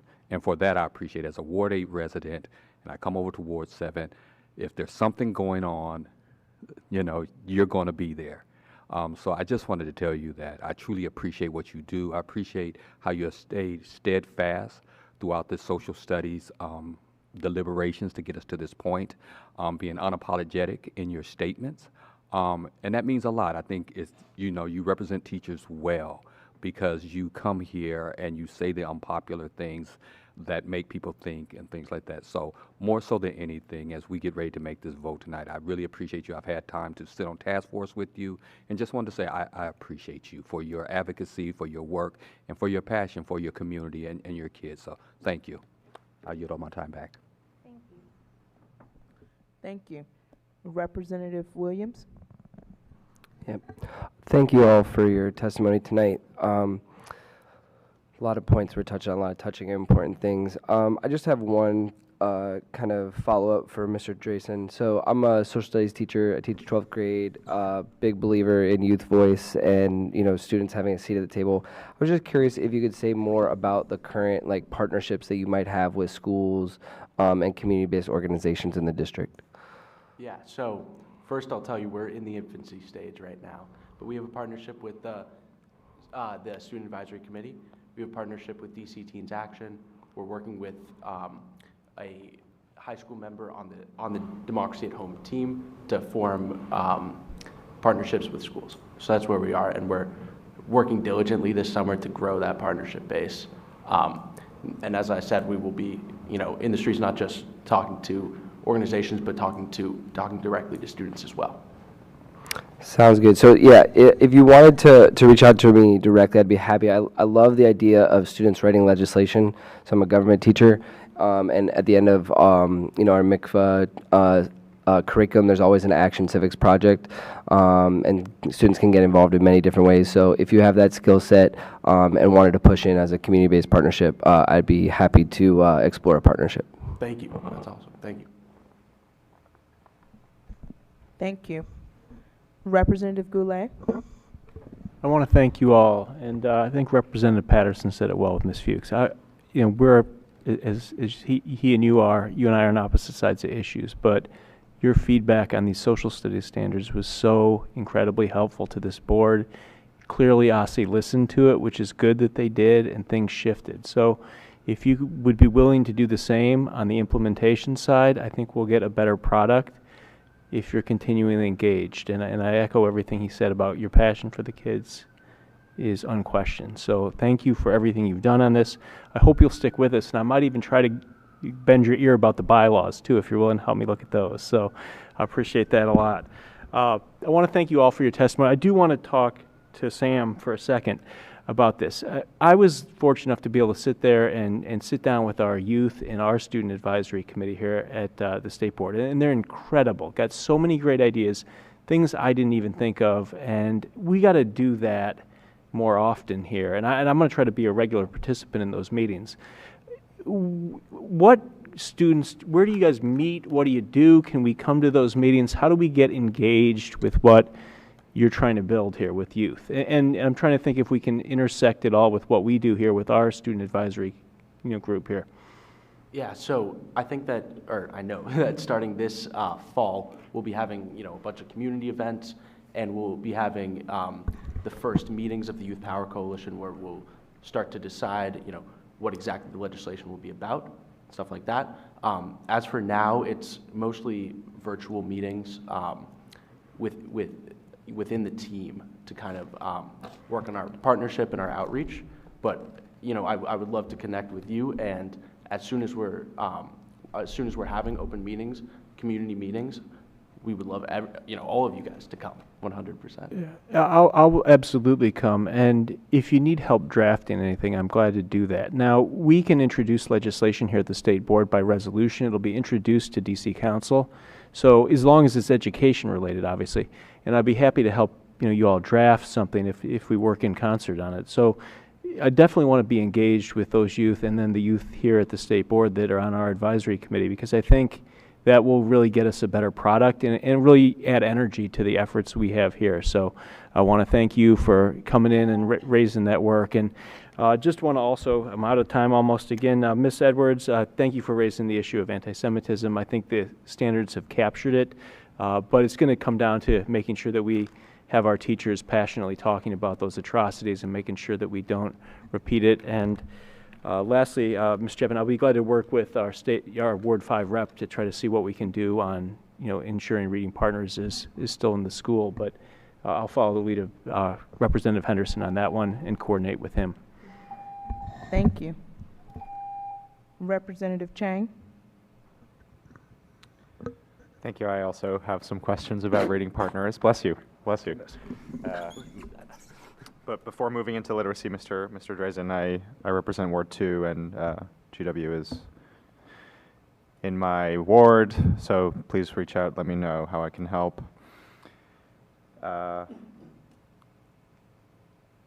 Leave asked about, Representative Bernstein asked about the training, and Representative Henderson asked why. I'd love to, whatever you can learn about the diagnosis of why this is happening, if it's a decision from the school or if it's a decision, it's not a decision of Reading Partners, for sure, right? It is, the school had indicated preliminarily that they did not want Reading Partners to return. Reading Partners would like to return. The volunteers would like to come back and continue relationships that we've developed over this past year. But I'm not privy to the actual reasons, whether it's a cost reason or some other reason. And in the framing of your role currently, how much of that is around high dosage tutoring and that kind of block of work? High dosage tutoring. Yeah. I can speak to my experience, which okay, great. is Yeah. we're assigned to one student, and we see that student twice a week, generally 45-minute blocks. And a lot of I guess the interaction is based on their interest. We have a wide variety of books, reading materials. We ask them to choose something they're interested in. I can read to her, she can read to me. Generally, she chooses to read to me, which is great because, it shows that she's engaged and interested. And I think is she being pulled out of is she being pulled out of a class at the time? Yes, she is being pulled out of classes. I understand her reading class, which I don't really have, as again, with the volunteer with Reading Partners, I don't have any insight into what the reading curriculum she's being pulled from. I assume that Reading Partners has got an entirely separate curriculum. And curious why, when you decided to volunteer, you chose Reading Partners and not one of the other literacy volunteer groups? Well, because of their presence online. I was looking for a volunteering opportunity in my neighborhood. Yep. Langley is my local school, and I volunteered with Reading Partners. They immediately responded, which has not been the case in some of the other volunteer opportunities that I've tried to take advantage of. Okay, great, thank you. And, well, let us know how we can help. I think we will look into it more, but if you can let us know what you learned too, that'll help us. Sure. I mean, I'd be happy to reach out to Reading Partners and have them get in touch with you directly because they probably have much better information than I Great. do. Thank you. Thank you. Representative Reed? Good evening, everyone. Thank you all for coming. I got the right one. Okay. Thank you. Good evening, everyone, and thank you all for coming to testify on the topics that you're passionate about. Much appreciated. Ms. Chapin, you are a little bit in the hot seat as a volunteer, not in a bad way, but we appreciate you for raising the removal of a community partner, because that usually kind of, we love to have our community partners, especially volunteers in our buildings. So we're kind of, if anybody knows or has any ideas or thoughts about how reading partners may or why they may be being removed, it just seems very weird to me. As a Ward 8 rep, we are always welcoming people into our buildings, and even if we're, bringing them in, trying to align them with whatever philosophies in the building, that especially a reading partner, given the outcomes that are often touted in our school, our city, is being removed. So anybody have context about why we're removing this group? I will reach out tomorrow Okay. to talk to my administrator at Reading Partners. And I did ask before, I did tell them I was planning to come and testify today and asked for reasons. They chose not to give them to me. Yeah. Thank you for at least raising the preliminary conversation to make it, bring awareness for it. Ms. Hughes? Thank you. You usually have your ear to the ground, so any, I mean, I can't speak to Reading Partners. Mhm. I think they probably work mostly with elementary schools and not high schools. What I can say is that sometimes CBOs cost more money than you think, and they raise their costs pretty regularly on us. Sometimes volunteers can be pretty transitory, and I get that can be the nature of volunteerism, but sometimes it's not in the best interest of our students, even if everyone's well-meaning who's involved and wants what's best for our kids. So sometimes it could be just the outcome isn't really kind of paying off the way that we'd hope. And it could just be budget cuts, and there's might not be an option, like it just might not be in the cards to fund it. So it can be hard, and I think CBO's relationship to volunteers is not always the same as their relationship to schools, and sometimes it can be very positive, and sometimes it can be not so positive, and it just kind of depends. So it's a difficult relationship to nurture, and also with the transitory nature of schools, right? With admin coming and going, they might like a program, and then a new admin comes in, and they're not really a big fan. They want a different program, so a different program comes in. Yeah. Thank you both for that context, and that will at least help with some of the framing of whatever additional information we receive. Absolutely. And if it's Reading Partners specifically that they choose not to continue with, I hope some other group will be allowed to participate at Langley, because the volunteers, many of whom have volunteered with other programs over the years, because I'm kind of new there and some of them have done it for years, would certainly be willing to continue on at Langley. Vice President O'Leary? Serendipity has brought the reading partners and democracy at home at the same table. And it sounds to me as though that could be a really ideal partnership, because the way that we get things done in this city is by raising our voices. And I think that,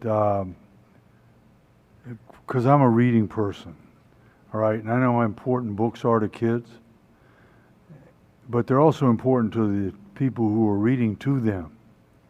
So I would welcome you all to work together for your organization to lift your voice to make sure that the reading partners are back at Langley next year. And then the other half of the serendipitous seating arrangement are my friends Paula Edwards and Laura Fuchs, who are here, and both are probably, if you read all of the social studies standards,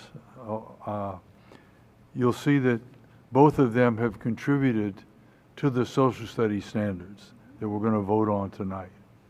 So I just want to thank the Lord for bringing everyone together. Thank you. President Thompson? Good evening. I, of course, would like to thank the panel before us, and I have a couple of separate thoughts. Frazier already, Vice President O'Leary already thanked you all, because I know you all served on, like Laura, you served on the CSAC. I remember that. We would not have gotten here without that work. And I don't have the words to share how I feel about what's going on with the Gant family. And I both appreciated seeing you and Representative Vest there last night, because I know his first grade teacher spoke. But just to see like the teachers throughout his lifetime show up for him and the family in that way means a lot to me. I want to switch gears a little bit, but I do thank you for bringing that into our space. Reading partners, I'll follow up with Interim Director Brinkley. I know him. I don't have a question. I'll just ask him, and I'll loop the rest of the board in. I know Reading Partners well. They serve some of my Ward 7 schools. I've seen the practice, all the things, but I'll follow up with Director Brinkley. And I guess we'll look forward to welcoming you back. So I don't have questions per se, but I do want to thank the panel, and I see we have some homework to do. Thank you all for your testimony. We will now call up the next panel of witnesses.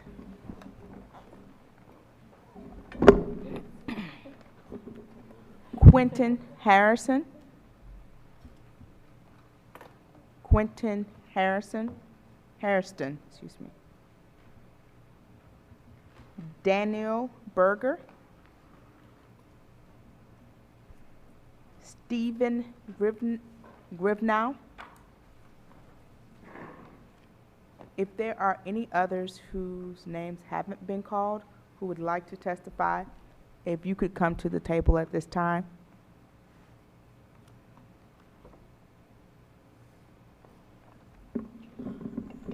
Okay, thank you.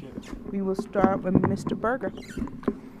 Hi, thank you for letting me be here. My name is Daniel Berger. I'm an Elliott Hine Middle School parent. My son is actually completing at Elliott Hine tomorrow and moving on to high school, so very excited about that. But I'm here to voice my concerns about the fact that while DCPS currently has a strong anti-bullying policy to address situations where one student targets another student on a protected characteristic, there isn't a set of policies or procedures or things when students, to protect students in kind of a climate of decentralized but directed animus.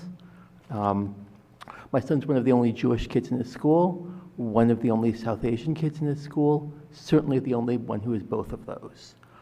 He's been on a daily basis, just been made to feel like, his existence in the space of the school is a provocation to others. He deals with students repeatedly asking him if he plans to blow the school up. Whenever an airplane flies over, which happens frequently in DC, he's asked, is he about to hijack it? Is he going to kill someone?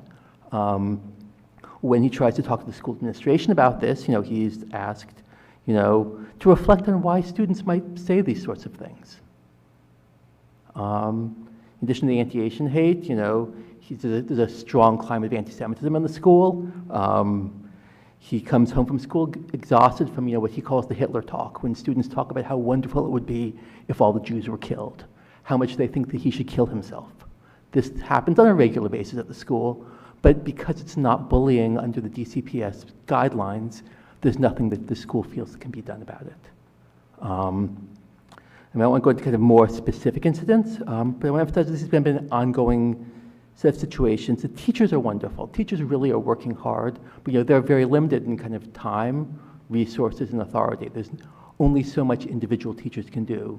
They certainly can't do things outside of their individual classrooms. When we talk to the district or the school administration, it comes back to the fact that this isn't really bullying as DCPS understands it. Because it's pervasive, it's a negative climate, but it's not bullying. So I'm asking you guys to work with DCPS, work with these things to kind of come up with procedures and policies and ways of dealing with negative climates where kind of this miasma of hatred isn't, one student on another student, but lots of students saying hateful things. and bringing this hate forward, not in a very directed bullying way, but in a way that has real impacts. Thank you.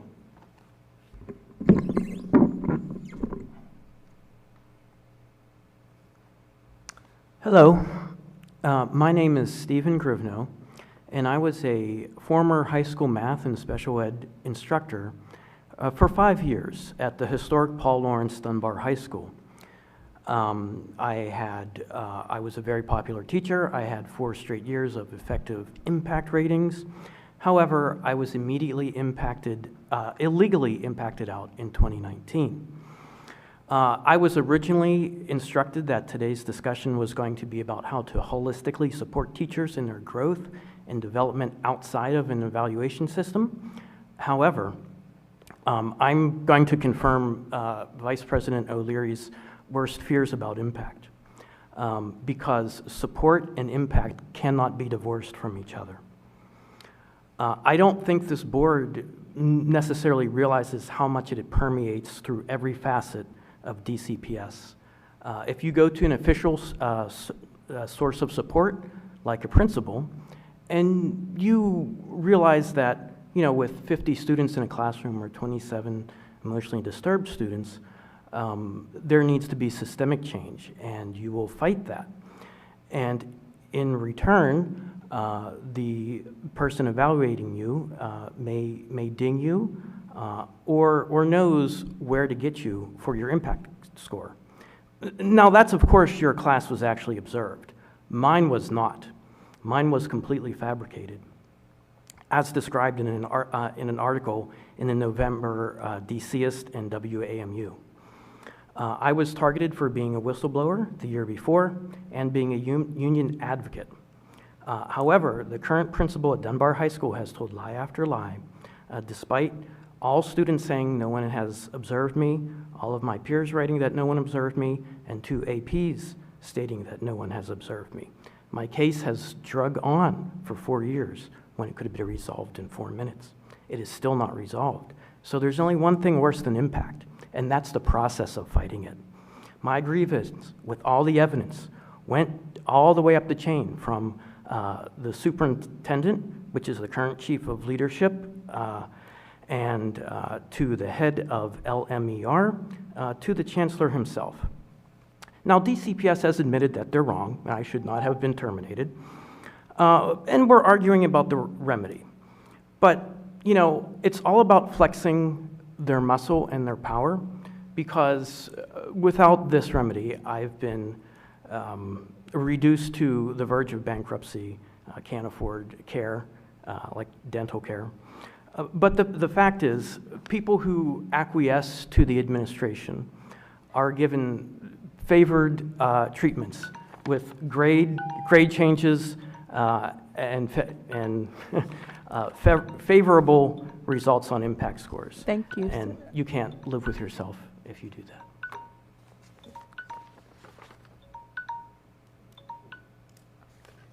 We will now call for a round of member questions. You will start with our student representatives. Representative Bernstadt. Thank you both for your testimony today. I'm sorry, I could not catch your last name, Mr. Stephen. Yes, Stephen, it's Grivno, G-R-I-V like victory, N-O-W. Grivno. Mr. Grivno, I don't have a question for you because I think you told us everything, and then, obviously the understanding of impact as a harmful and dangerous system is kind of widely accepted, by me at least, and other members of the board clearly.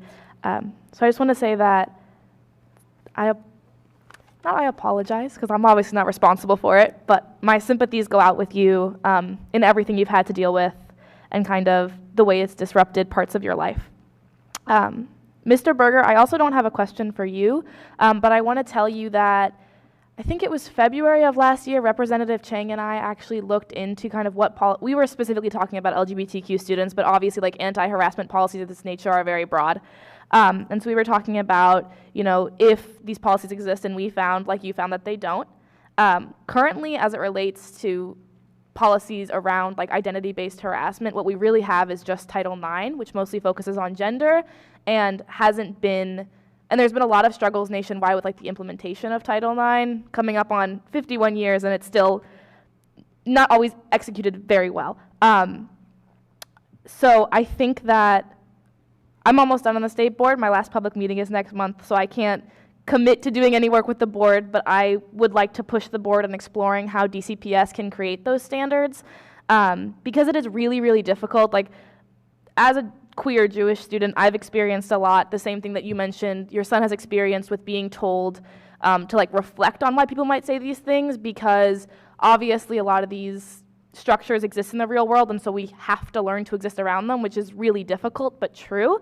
But oftentimes a conversation stops there, and it puts the responsibility on the student being harassed to kind of resolve these things internally and learn to accept these things. And so I'm hoping that hopefully part of the rollout of the standards could be beneficial, right? Like when you learn more about the history of anti-Semitism, it becomes a lot harder to make jokes of that nature and harass students in that way. But I just wanted to say that we've voiced it as a concern, and we've seen it, and I hope that work can be done to kind of start resolving it and start putting those pieces in place, because especially in a city that isn't as like doesn't have as dense a population of like Jewish students, it can be really difficult, because if you aren't Jewish and your teachers aren't Jewish, or if you're Jewish but your teachers and your peers aren't Jewish, or whatever that identity group might be, right, South Asian, it can be really hard to know who to talk to and know who to go to. And I have 6 seconds. Thank you. Representative Henderson. Mr. Berger, I'm really sorry that your child has had that experience, and do hope that we can fill in the gaps where we should have policies to protect children from those things. And just to say, hopefully we can do it at a state level or cross-sector level, not just for DCPS. I don't know what the right place for that to happen is, but it needs to happen. And Mr. Gibnew, thank you also for your input, and I'm sorry for your experience. We do have some work, I believe, that will look into impact, and hope that we can make some progress in a fairer, better evaluation system. Thank you. Thank you. Representative Best. Thank you, Mr. Berger. Thank you for speaking up for your child and elevating that issue. Nuances and policies really matter, and so I think this is a perfect place. I would love to connect with you offline to figure out what those nuances are, so we can figure out how to make that policy. Mr. Grivno, you did not finish your statement. If you would like to finish your statement, you could take that time to do so. Well, thank you. You have to realize that real support is systemic. Splitting up class sizes of 50 students. A lot of times we're given topical support or window dressing support just to check off the box that says, I gave this teacher some feedback. Now, us teachers, we will look at any support given to us. We usually say, well, what's the strings attached with it? Because there usually are strings attached with it. And so that could mean changing grades. That could mean, I know of teachers that have faked park scores in order to get those levels up to where the administration wants, because the administration gets bonuses on their impact for that. So you really wrestle with your soul. And it doesn't matter, there's no amount of compensation or planning time.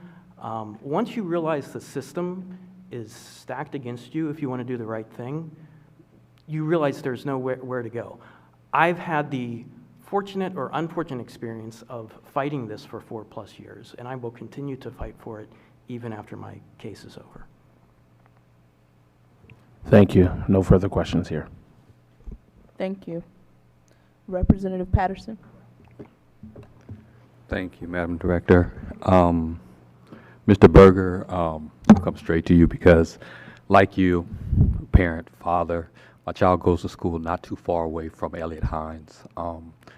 can empathize with you in the sense that my son was bullied. Many of the people up here knows that he was bullied during a time while he was at a particular school, and we had to transfer him because of the emotional stress that it caused. So when you started speaking, I immediately went to the Student Fair Access to School Act.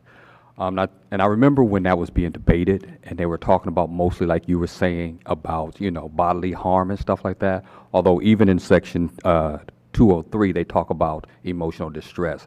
I think it is a time where we need to go back and look at that particular law that was passed by council.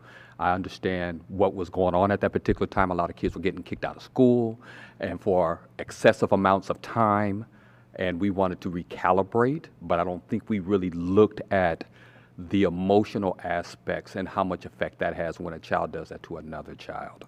I think it is time, since it was passed in 2018, that we go back and recalibrate for just how much we need to address emotional harm, hurt, and what it can do to a child. So I appreciate you being the father that you are, coming to speak for your child in the way that you did. I commend you, and I look forward to trying to address that in the future. And if you want to say some other comments, sir? Yeah, I just wanted to say, like, the thing I want to emphasize is that it wasn't the emotional versus the physical harm that kind of this district has been focusing on. It's right. The fact that what we have is very discipline focused right. on individual kids. You know, mm-hmm. Let's punish our way out of the problem, rather than the more resource intensive, the more time intensive, the harder policy of actually saying we have a bad climate here, and we actually mm-hmm. have to spend the more resources to fix the climate, not just single out one kid.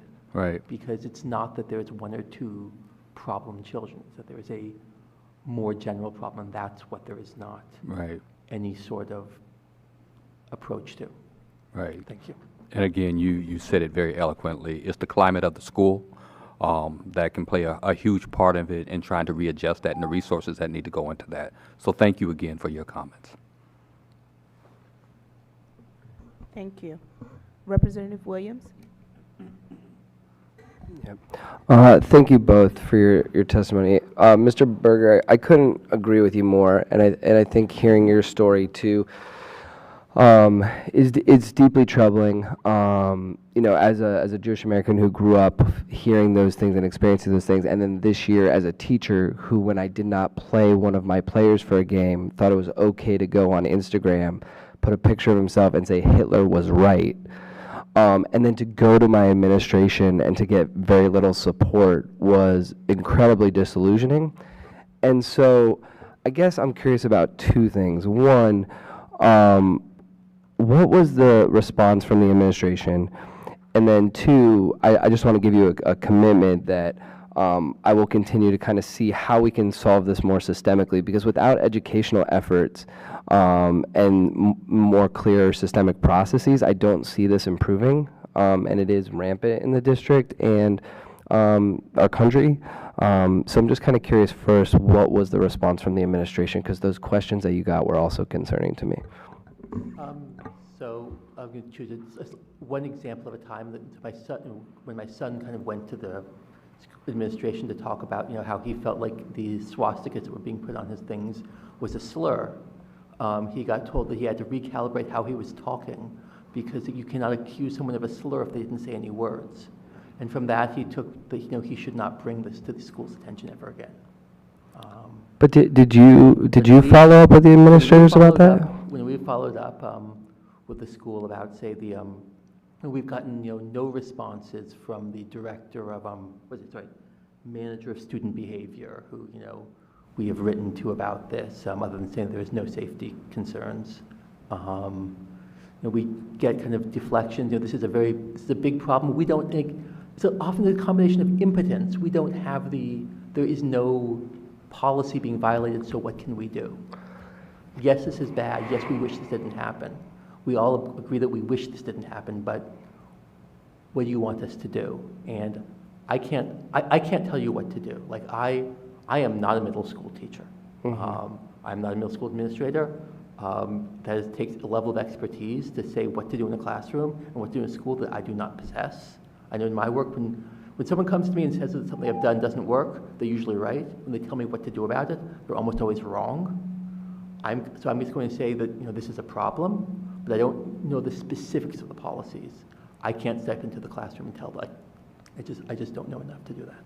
Yeah, well, thank you for being here and for speaking up and for flagging the systemic concern. And yeah, I want to share my commitment that I will look into this more deeply. Thank you. Representative Goulet? Just want to thank you both for testifying, Mr. Berger. I'm glad to work with you on the issue. I mean, obviously it's complex. You know, we're talking, I think Representative Bernstead talked about the social studies standards, you know, and how we're trying to educate about the harm that, you know, language causes, you know, words cause, and then leads to action and sometimes, you know, horrific atrocities. I'm glad to work with you to try to, you know, just talk with the school leaders on this, because their response is unacceptable, that it's somehow, you know, your students' responsibility to internalize this and make sense of it, when, frankly, that's not anything any child should ever have to do. So I'm sorry you're going through it. I don't have an answer on what the easy solution is, but I'm glad to work with you on it. We've got a committee that deals with state standards issues up here. Be glad to follow back with you on it afterwards and try to think of a better answer for you. And then, Mr. Grivno, are you represented by an attorney from the union through this process, or how has that gone for you? Yes, I am currently represented. So I have won everything. DC is appealing $20,000 worth of essentially a $300,000 settlement to drag it out, in my opinion. And, you know, ultimately with the lawyer's fees, it's going to cost the taxpayers about $500,000 when this was simply fact-based that could have been decided in 4 minutes. Was any explanation given through the process as to why DC's fighting it? I have all sorts of evidence.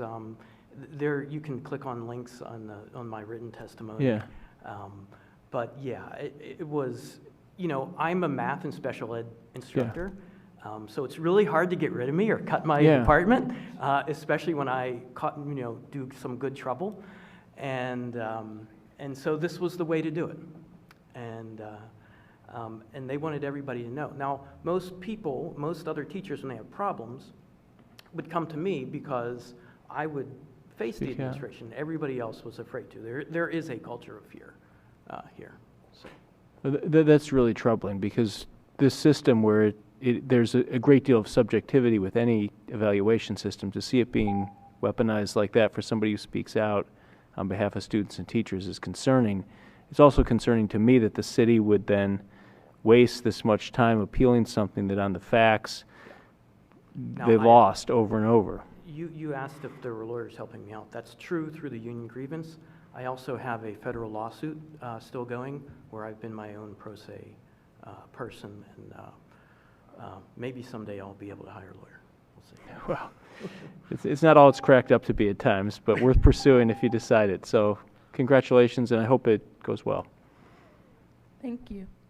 Representative Chang?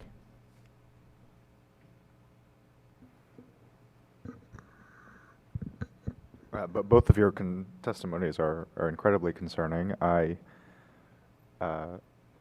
would like to know who has been supportive in the process, and how have they been supportive? I want to start with, you know, how so many wonderful teachers who have been amazingly supportive and who have, you know, in exceedingly different ways, because every teacher runs their classroom differently and knows what they're doing, to say, you know, no, this is not acceptable in my classroom. You know, there are teachers who are just, as you all know, there's just so many different styles. And I could thank them by name, or I can thank them not by name, but I've been trying to avoid names in general here, because I don't want to make it about individuals. I want to make it about the general issue. But yes, I would say that generally the teachers have been the most supportive, most effective people throughout this entire process. And they just, if it was not for them, it would have been so much harder. Is there anything they could be equipped with that would make that easier for them? So, I mean, I think that one of the big issues that they have is, each additional thing we're asking them to do takes time to think about how to do it right. If they have one planning period, if they're lucky, then how am I asking them to use that for this, or am I asking them to use it to mark tests, or am I asking them to use it to do plan? That time is so impacted. I would ask them what they need, and instead of other than saying that they need time, because I can see that. Yeah. Thank you. Mr. Gribnow. Yeah, so once you're impacted out, it's pretty a lonely process, because that it will take a long time for your case to be heard. I had to stay in touch with my students who ended up being witnesses for me, which was really hard because a lot of my students were very transient. But what's really even more concerning to me is that parents of students that I taught complained to the central office, said, "Hey, we like this guy. He's taught all my children, and I got to know the families, but their concerns were ignored, that I was being targeted. They were ignored because they were from poor SES backgrounds. On the other hand, when parents come to me from Hardy Middle School and want to know what's going on with their principal, they're heard, and that principal's been removed." Thank you. Representative Reed. Good evening, and thank you both for taking time out to join us this evening. Mr. Berger, excuse me. Definitely appreciate your comments related to school climate. The state board, I will imagine soon, will be doing work on the school report card, which I know members have pushed for school climate measures or something to really look at what's going on in buildings. Because honestly, that matters a lot to families, of making sure that their child is in a supportive environment, and not coming home with toxic experiences or the things that you have raised. So I do think members, there's an opportunity when we engage in that work to hold this testimony and testimonies like it in the forefront of our minds when making decisions, because this is the current outcome of what we currently have in regards to our current or former rating system, because we adjusted the formula. Mr. Grivno, I appreciate you touched on, first I appreciate your advocacy for educators. I also appreciate what you touched on related to principals. Similar to what you talked about towards the end of your statement, we had in Ward 8, 60 family members show up to say they didn't want a principal removed, and that was ignored. So, I appreciate you also advocating for some of our leaders in our school buildings as well. I know you have I have a minute and 30 seconds left. I would love to use it as an extension of the panel, and for you have any thoughts related to elaborating on that holistic supports for teachers, educators, or any thoughts you may have related to the topic. Well, sure. I should say, after I was impacted out, I became a tour guide, but then the pandemic happened. And so the only way someone could support me was to put me on Medicaid, and that was Alyssa Silverman and Trayon White, so thank you to them. But as far as how teachers can be supported, I've had the pleasure of being in Fairfax school system for the past 2 years, and I can honestly say I've undergone the most growth and development as an educator in Fairfax. And that's because the weight of impact is not over anybody's heads. I got to see, I was asked what kind of support I wanted, and I got it when I asked it. And maybe I missed this. What is used in your current system to evaluate teachers? What is used in Fairfax? It is it's a soft system comprised of a few facets, but it only happens every so many years. I currently teach children with psychiatric illnesses, so we all know each other very, very well. And we all work together. the parents, teachers, students, and administration, which is completely lacking in most places in DCPS. Thank you. Vice President O'Leary.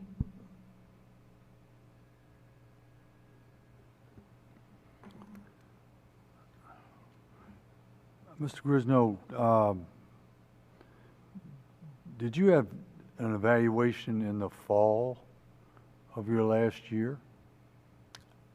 I did. I was supposed to have 3 evaluations. I had 2. My first evaluation was the day after Thanksgiving. More than half of the teachers called off. My co-teacher was not supposed to be teaching. We were having the behavior interventionists come in and do a demonstration the entire day. I was stuck on a midnight on a bus from my hometown. The bus broke down, and it was 6 hours late.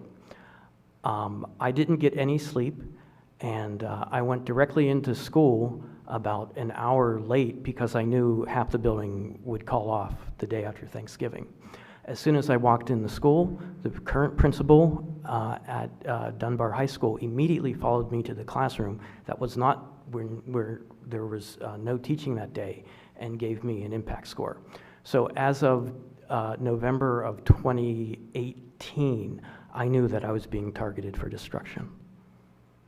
And did you have a second evaluation? No, that one was completely fabricated. I mean, it was written up, and it was changed in the system multiple times because that came out in one of the hearings. So it was artificially rigged to make sure that I was immediately ineffective.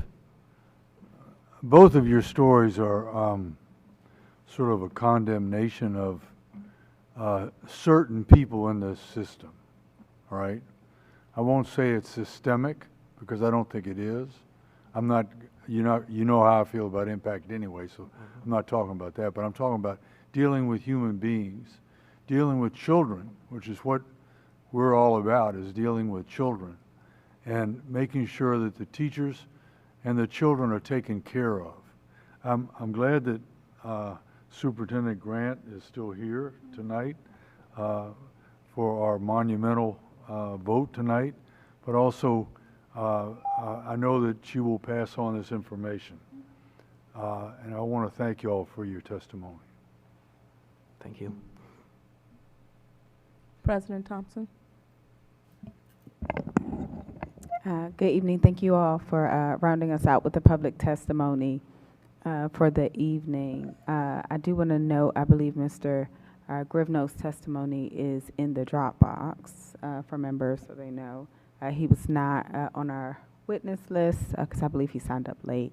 And then I want to follow up with Mr. Berger. So, Mr. Berger, Elliott Hine is new to Ward 7. So welcome.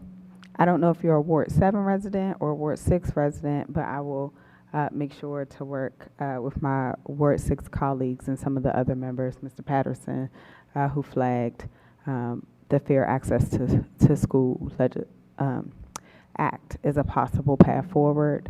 But I'll make sure to follow up with the administration and follow up with you, since that is one of my schools that I'm getting to know a bit better. So thank you for raising those things. I don't have any questions because I think the members did a good job of, raising the appropriate questions to give you all chances to expand on what you shared with us tonight. And so I just want to thank you for your time and attention, both of you, and wish you all a safe trip home if you're not hanging out with us for the social studies vote. Unfortunately, I'm very late. I have to run after this. We again would like to thank all of our public witnesses for testifying tonight. At this time, we will ask you to vacate and head back to your seats. Madam President, I turn the meeting back over to you. Thank you. I want to again thank all of our public witnesses for their comments tonight. We sincerely appreciate you coming to testify before us. At this time, I am going to move us to our vote on two state resolutions. I will look for a motion and a second for each state resolution, followed by Executive Director Butler reading each into the record. Once the resolution is read into the record, I will turn to our student representative to share the Student Advisory Committee statement. This will be followed by member discussion and 3-minute rounds of statements before roll call votes are conducted. So first we have State Resolution SR 23-6 on recommendations related to seizure-safe schools. Representative Best, did you want to make the motion? We motion to pass SR 23-6. Thank you. A motion has been made by Representative Best. Is there a second? Second. I think Vice President O'Leary got there first. The motion has been properly moved and seconded by Representative Best. Moved by Representative Best and seconded by Vice President O'Leary. Director Butler will read the resolution into the record. On State Board of Education resolution on recommendations related to seizure-safe schools, SR 23-6. Whereas epilepsy is a disease or disorder of the brain which causes recurring seizures and is the 4th most common neurological disorder in the United States. Whereas epilepsy is highly misunderstood by the general public. Whereas, according to the Center on Disease Control, an estimated 3.4 million people in the United States are living with epilepsy, and of these, 470,000 children under the age of 14, or 1 in 150 children, have been diagnosed with the disease. Whereas, according to the Epilepsy Foundation, there are over 75,000 people living with epilepsy in Washington, D.C., although there is currently a lack of publicly available information regarding this particular segment of the population. Whereas a student from Ward 6 described his experience living with epilepsy to the D.C. State Board of Education and raised concerns for educators who likely did not receive formal training on responding to students suffering from seizures, administering medication, or better understanding the disease and those impacted by it. Whereas the State Board has heard from 2 public witnesses at the May 17th public meeting who provided testimony urging for seizure-safe school legislation to be passed in D.C. Whereas the State Board's School Community and Wellbeing Committee is leading efforts to work with the D.C. Council to draft and pass seizure-safe school legislation. Whereas the State Board commends the Office of the State Superintendent of Education for recognizing student health as a foundation to student learning and academic success, whereas the State Board recommends that students in Washington, D.C. who are living with epilepsy and seizure disorders should attend schools that are well equipped with the tools necessary to provide a safe and enriching environment, including school personnel who are prepared and able to recognize and respond appropriately and efficiently to a student experiencing a seizure. And whereas the State Board looks forward to working with the D.C. Council to develop legislation on seizure-safe schools, ensuring the incorporation of 5 key components recommended by the Epilepsy Foundation. 1, mandating seizure recognition and first aid response training for all staff. 2, mandating that the seizure action plan is a part of the student's file and is made available for school personnel and volunteers responsible for the student. Ensuring that any FDA-approved medications prescribed by treating physicians is administered to the student living with epilepsy. 4, educating and training students about epilepsy and first aid response. And 5, including a Good Samaritan clause. Now, therefore, be it resolved that the D.C. State Board recommends D.C. Council pass legislation on seizure-safe schools incorporating all 5 components listed above. Be it finally resolved, D.C. Health, the Office of the State Superintendent of Education and public schools in D.C. should be given the resources and capacity to improve their collection and publishing of data identifying the number of students living with, the number of educators trained in seizure safety, and the number of trained nurses available at each school during the school hours and out of school time who can administer seizure medication and other rescue medications such as EpiPens and inhalers.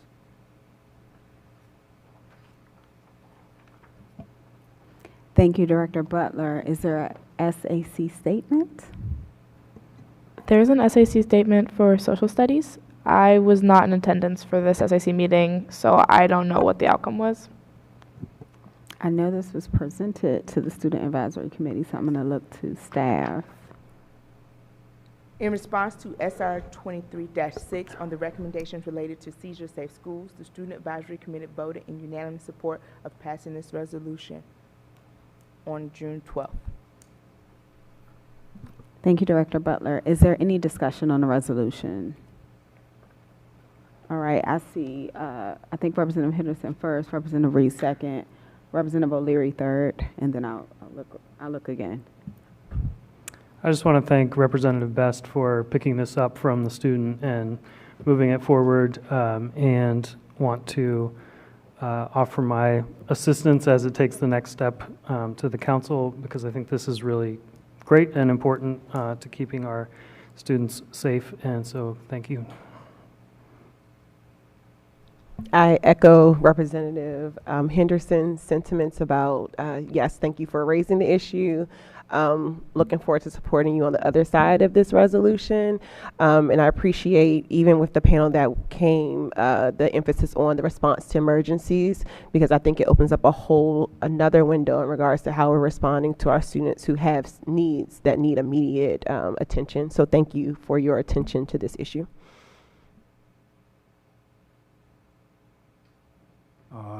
I want to thank Representative Best for this recognition of this very serious illness, and also we're also becoming more proactive. This isn't in response to something that happened, so that we're putting out the guidelines so it won't happen, if that makes any sense. Makes a lot of sense. I'm looking again for a discussion in case I missed anyone. Representative Best. I just want to thank each and every one of you for the support and the willingness to listen, and then as well as Carlene, your willingness to also see another opportunity for this. And I think it is common sense legislation, and I really do look forward to working with you all as we try to elevate this to the next level with each of the city council members of your wards to ensure that we can actually pass this. And that's it. I just want to say thank you to you all, but also to the young man who bravely reached out to me and then bravely testified here, because none of this happens without him. And so I want to give a shout out. I don't want to say his name, but shout out to him. Say it again. Oliver Teneo. But I definitely want to say thank you to him, as well as to his mom for guiding him in the right direction. Thank you. All right. Seeing no further discussion, I would like to thank Representative Best. I think I shared when they came and testified before us that I suffered from seizures as a child. I don't have epilepsy, though. And I know that was really scary for my family. And so I can more than imagine what that was like for that family. And I so appreciate them coming forward with, as Vice President O'Leary said, something proactive to spare other families. I look forward, assuming we have an affirmative vote, I look forward to being able to transmit this to council on behalf of the board. It'll be my privilege. Excuse me, Executive Director Butler, please call for the vote. Representative Bernstein, Aye. Representative Williams, Aye. Representative Chang, Aye. Representative Goulet, Aye. Representative Henderson, Aye. Representative Bess, Aye. Representative Reed, Aye. Representative Patterson, Aye. Representative O'Leary, Aye. Representative Thompson. Aye. SR 23-6 on the approval of this, on recommendations related to seizure-safe schools has passed unanimously. Thank you, members. Next, we will vote on State Resolution SR 23-7 to approve the District of Columbia's Social Studies Standards. I would like to move this resolution. Move this resolution. Is there a second? Second. Thank you for the second, Representative Patterson. Director Butler will read the resolution into the record. District of Columbia State Board of Education resolution to approve the District of Columbia's Social Studies Standards, SR 23-7. Whereas the DC State Board of Education shall advise the Office of the State Superintendent of Education on educational matters including state standards and approve state academic standards for the district as recommended by OSSE pursuant to the Public Education Reform Amendment of 2007. Whereas the State Board in SR 19-7 on the implementation of working group proposals called for revised and updated state social studies standards for the district that would be culturally inclusive and anti-racist, impart important social studies content in the early grades, strengthen student knowledge of democratic principles and values, and promote civic engagement. Whereas the State Board established a Social Studies Standards Advisory Group, SISAC, in July 2020, composed of a diverse and knowledgeable cohort of 26 members that represented teachers, curriculum experts, school and district leaders, parents, students, higher education personnel, and experts from organizations in relevant social science fields. Whereas the State Board in SR 20-15 Social Studies Standards Guiding Principles adopted the SISAC Guiding Principles, which identified 19 needed shifts in the revised standards, including fewer, clearer, higher, more rigorous social studies standards that are anti-racist and incorporate district history throughout all grade levels, foster media literacy and global competence, and reflect the history and culture of underrepresented groups. Whereas OSSE convened a technical writing committee comprised of 32 educators, experts, and stakeholders from across the district to draft social studies standards in alignment with the SISAC guiding principles. Whereas OSSE convened a panel of experts to expert reviewers to provide feedback on the draft social studies standards. Whereas OSSE engaged in an extended period of public comment December 16, 2003 through February 10, 2023. That should be a 2. As well as LEA listening sessions to refine the draft social studies standards. The State Board engaged in whereas the State Board engaged in a robust period of public engagement, including community listening sessions and public meeting testimony. Whereas OSSE carefully reviewed and fully considered comments received during the public engagement and public comment process and in consultation with expert reviewers and the technical writing committee, made significant revisions to address the State Board and public feedback where appropriate. Whereas the State Board has reviewed the revised social studies standards in consideration of SISAC guiding principles, expert opinions, internal analysis, memoranda and supporting materials provided by OSSE, and the range of feedback received from the public throughout this process. Whereas the 2023 social studies standards are historically accurate and incorporate the histories and perspectives of historically marginalized groups, are academically rigorous, and provide an outstanding foundation for student inquiry, critical thinking, and civic engagement through Action Civics, and whereas OSSE has committed to ensuring the revised social studies standards are implemented with fidelity through developing curricular support materials, providing technical assistance, and facilitating professional development so that the district's educators are supported during the transition, and all students in DCPS and the district's public charter schools will benefit from this update. Now, therefore, be it resolved that the State Board approves the district's revised social studies standards as proposed by OSSE. Thank you, Director Butler.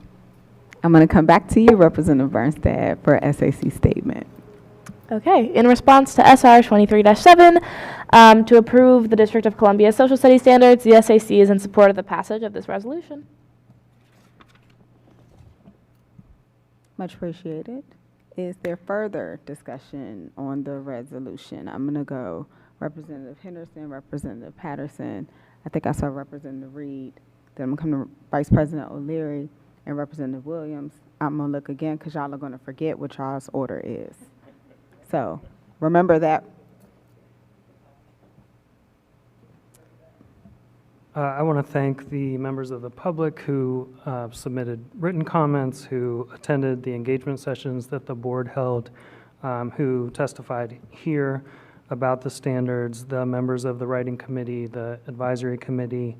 I want to thank Kathleen Coughlin on the state board staff for all the work that she did on these standards, and I want to thank Dr. Grant and especially Madison Cancer at OSSE for making this a truly collaborative effort. I'm very encouraged that the public engagement was not just a check-the-box process. It was a true give and take, and our review of the standards was not just a rubber stamp. It was a true engagement, and I think because of both of those things, our standards are stronger now than when we started. We entrust the implementation and development of materials to you, Dr. Grant, and I also want to echo what some of the public witnesses have brought up and implore our LEAs to save time for social studies. I am biased, but I truly believe that there are few things more important that we can teach our students than that the world is the way it is, not just because, but because of reasons that we can study and understand. And once they recognize that, it unlocks the truth that the future, their future, our future is not determined, and it is to be determined by the things that we do.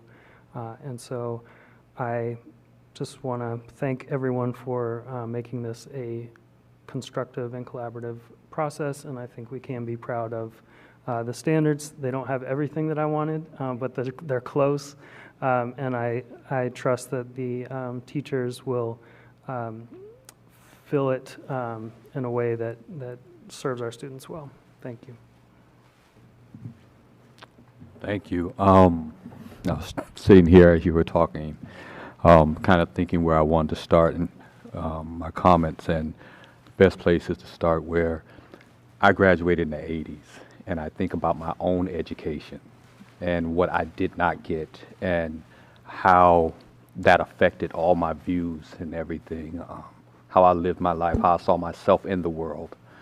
And I just think about how revolutionary this is and how much I wish I had what is included in what we're about to vote on this evening. There were years I was literally in college, went through the military before I learned a lot of the things that are being included in this social studies, and it's just so miraculous to me. Secondly, I'm a father. Everyone who knows on this dais and who listens to me, that's where I start. I have 2 children that are going to be beneficiaries of this, who are in DCPS schools, and as a father, I could not be prouder. And also, I am a father of an educator who also gets to teach this. And so this is truly full circle for me. I appreciate you, Dr. Grant, and your entire team. You arrived here when we were in the midst of it. You didn't allow it to be pushed without it being really as comprehensive as we possibly could make it. As my colleague said, there are those who wish there were other parts in here, but we did an outstanding job.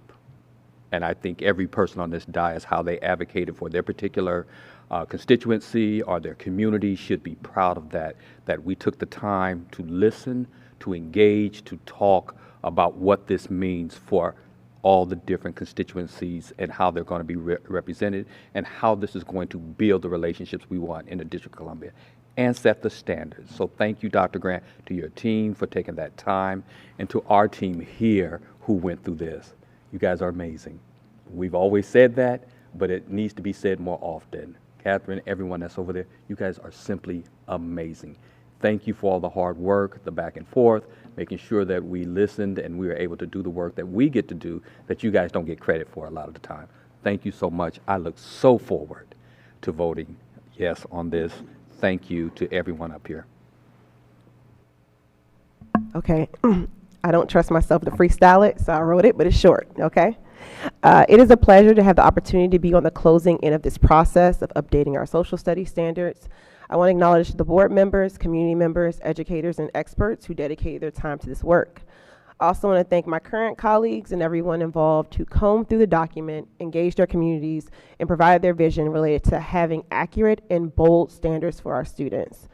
I want to acknowledge Dr. Grant I want to acknowledge OSSI under Dr. Grant's leadership. I was going to say it was during oversight season, but I was stuck in another agency. So I can say it now, and I'll make sure I get back to oversight hearing to say this. But I want to say it while you're here. I want to acknowledge Dr. Grant I'm going to get this right. I want to acknowledge OSSI under Dr. Grant's leadership. Standard by standard, process by process, I've witnessed increased responsiveness to what the board raises from the community. If you attend any Ward 8 meeting, you frequently hear sentiments related to the government already has a plan or they don't listen. I am proud to say that it does not feel this way in the case of the social studies standards revision. I'm proud to say that I see the ANC AD Commissioner's endorsement of civic engagements reflected in these standards. I see DC values and Ward 8 values reflected in these standards. I see edits from many rounds of feedback and advocacy reflected in these standards. So thank you. I wanted to take a moment to celebrate, maybe have a little bit of summer, and then dig into the subsequent issue of making sure our students have time to learn and meaningfully experience this rich content. Thank you to everyone involved, and I look forward to favorably supporting this resolution. Thank you. I called one more name. I believe it was.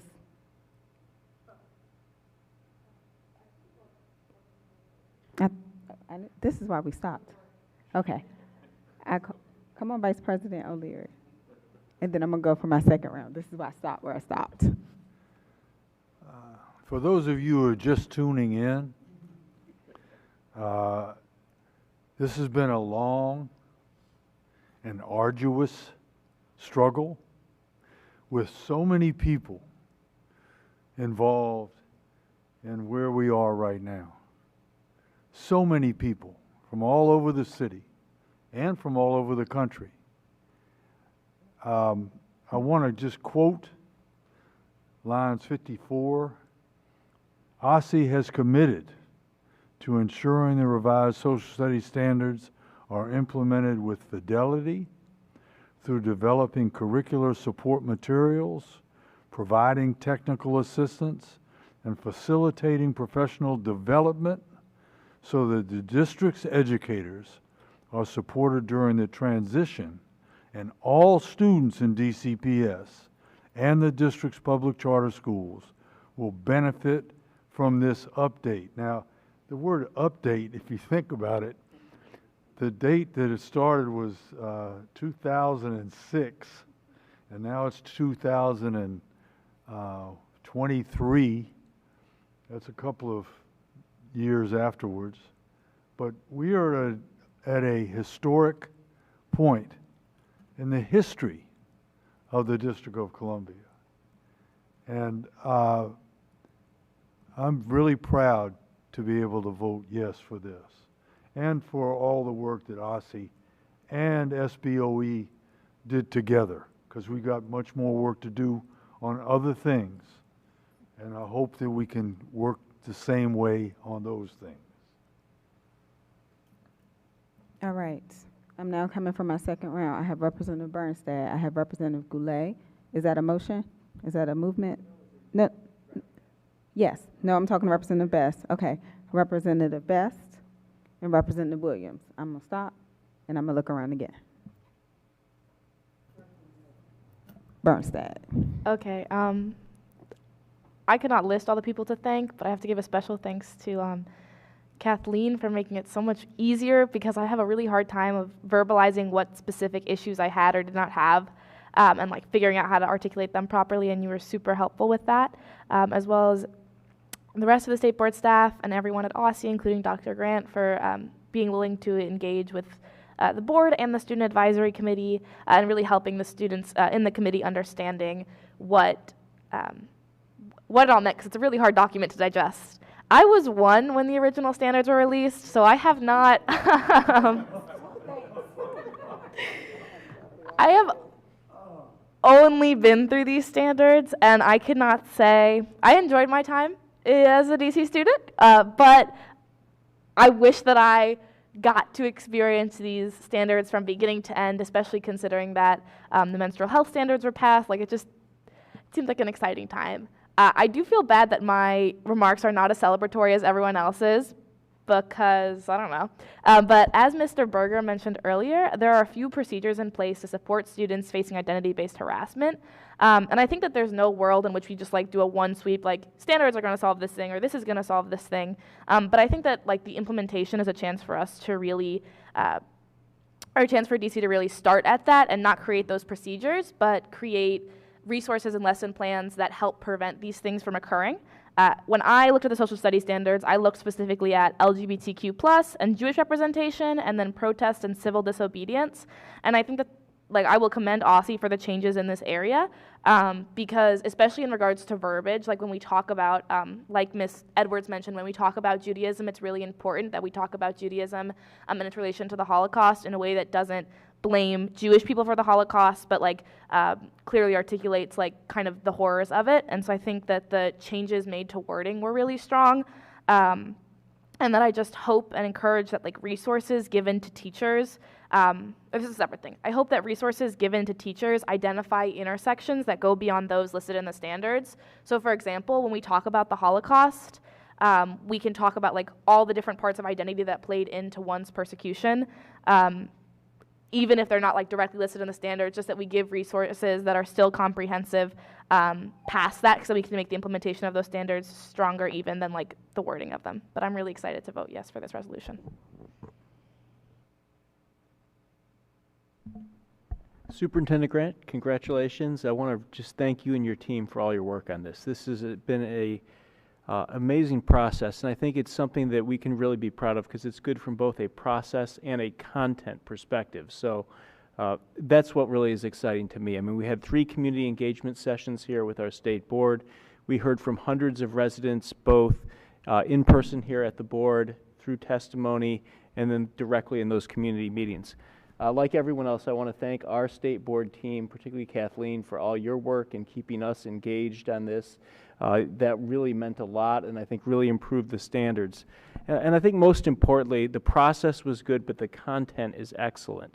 You got the award from the National, am I saying it right, National Council on Social Studies, and that is truly a exciting thing, particularly as so many jurisdictions are going in the wrong direction right now. We're seeing states across this country deliberately go backwards, and we're right now putting forward something that makes a statement that we want our students here in DC to be informed, to be critical thinkers, to be good citizens, and then also to be people who are engaged in our community, both here locally, nationally, and then globally, to see themselves as the need to be engaged and the need to affect positive change. And I think that is all encompassed in these standards. So congratulations to you. I'm excited to vote for these tonight, and just want to thank you and your team for all your work. All right, so like Dr. Reed, I had to write this down because I didn't want to mess it up. But history, right? History, it shapes our present, right? And with so many states attempting to hide our past, I'm proud to say that OSSI, the state board staff, and this board in its current and its previous iterations understand that by acknowledging our past, we can actively work towards building a better future. And so I'm proud to sit with you all today. And once again, I want to thank Dr. Grant. I want to thank your team. And selfishly, I really, really, really want to thank our team because they do all the work. You know, I just wish everyone knew how much work that our staff puts into everything. We come here in our meetings and everything's just like laid out. Sorry, guys. And I just knocked over something that they put up. But I just want to say thank you all again for all of the hard work that you all do for making sure that you keep us on our toes to ensure that we're doing right by our students and our families. And I'll pick that up. Great. All right, so I did not write remarks, so I'm going to go just as things move me. So I also want to give you a shout out, Kathleen, because of everything you've done for this process. And I always had respect for this process because as a teacher, the SAC had so many teachers that were a part of this from the very beginning that I deeply respected, and people that have become friends and who are, you know, so active in our DC community and help empower young people to be active in our DC community. So I think that was a great foundation, but there were so many pieces of this that made it truly collaborative. You know, the leadership of, you know, past board members, particularly shout out to past President Jessica Sutter for bringing this process and starting this process and that.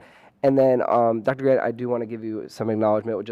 You've so impressed me with how we've been able to be collaborative in this process, and I think it really helps us get to a place where I feel truly proud to be able to make this vote tonight. And as Representative Goulet and Representative Best said, you know, it's not lost on me, you know, not just as a teacher, but as an American, that we are giving students an opportunity to see the world more clearly and be a part of that change. And with Action Civics, do something about it.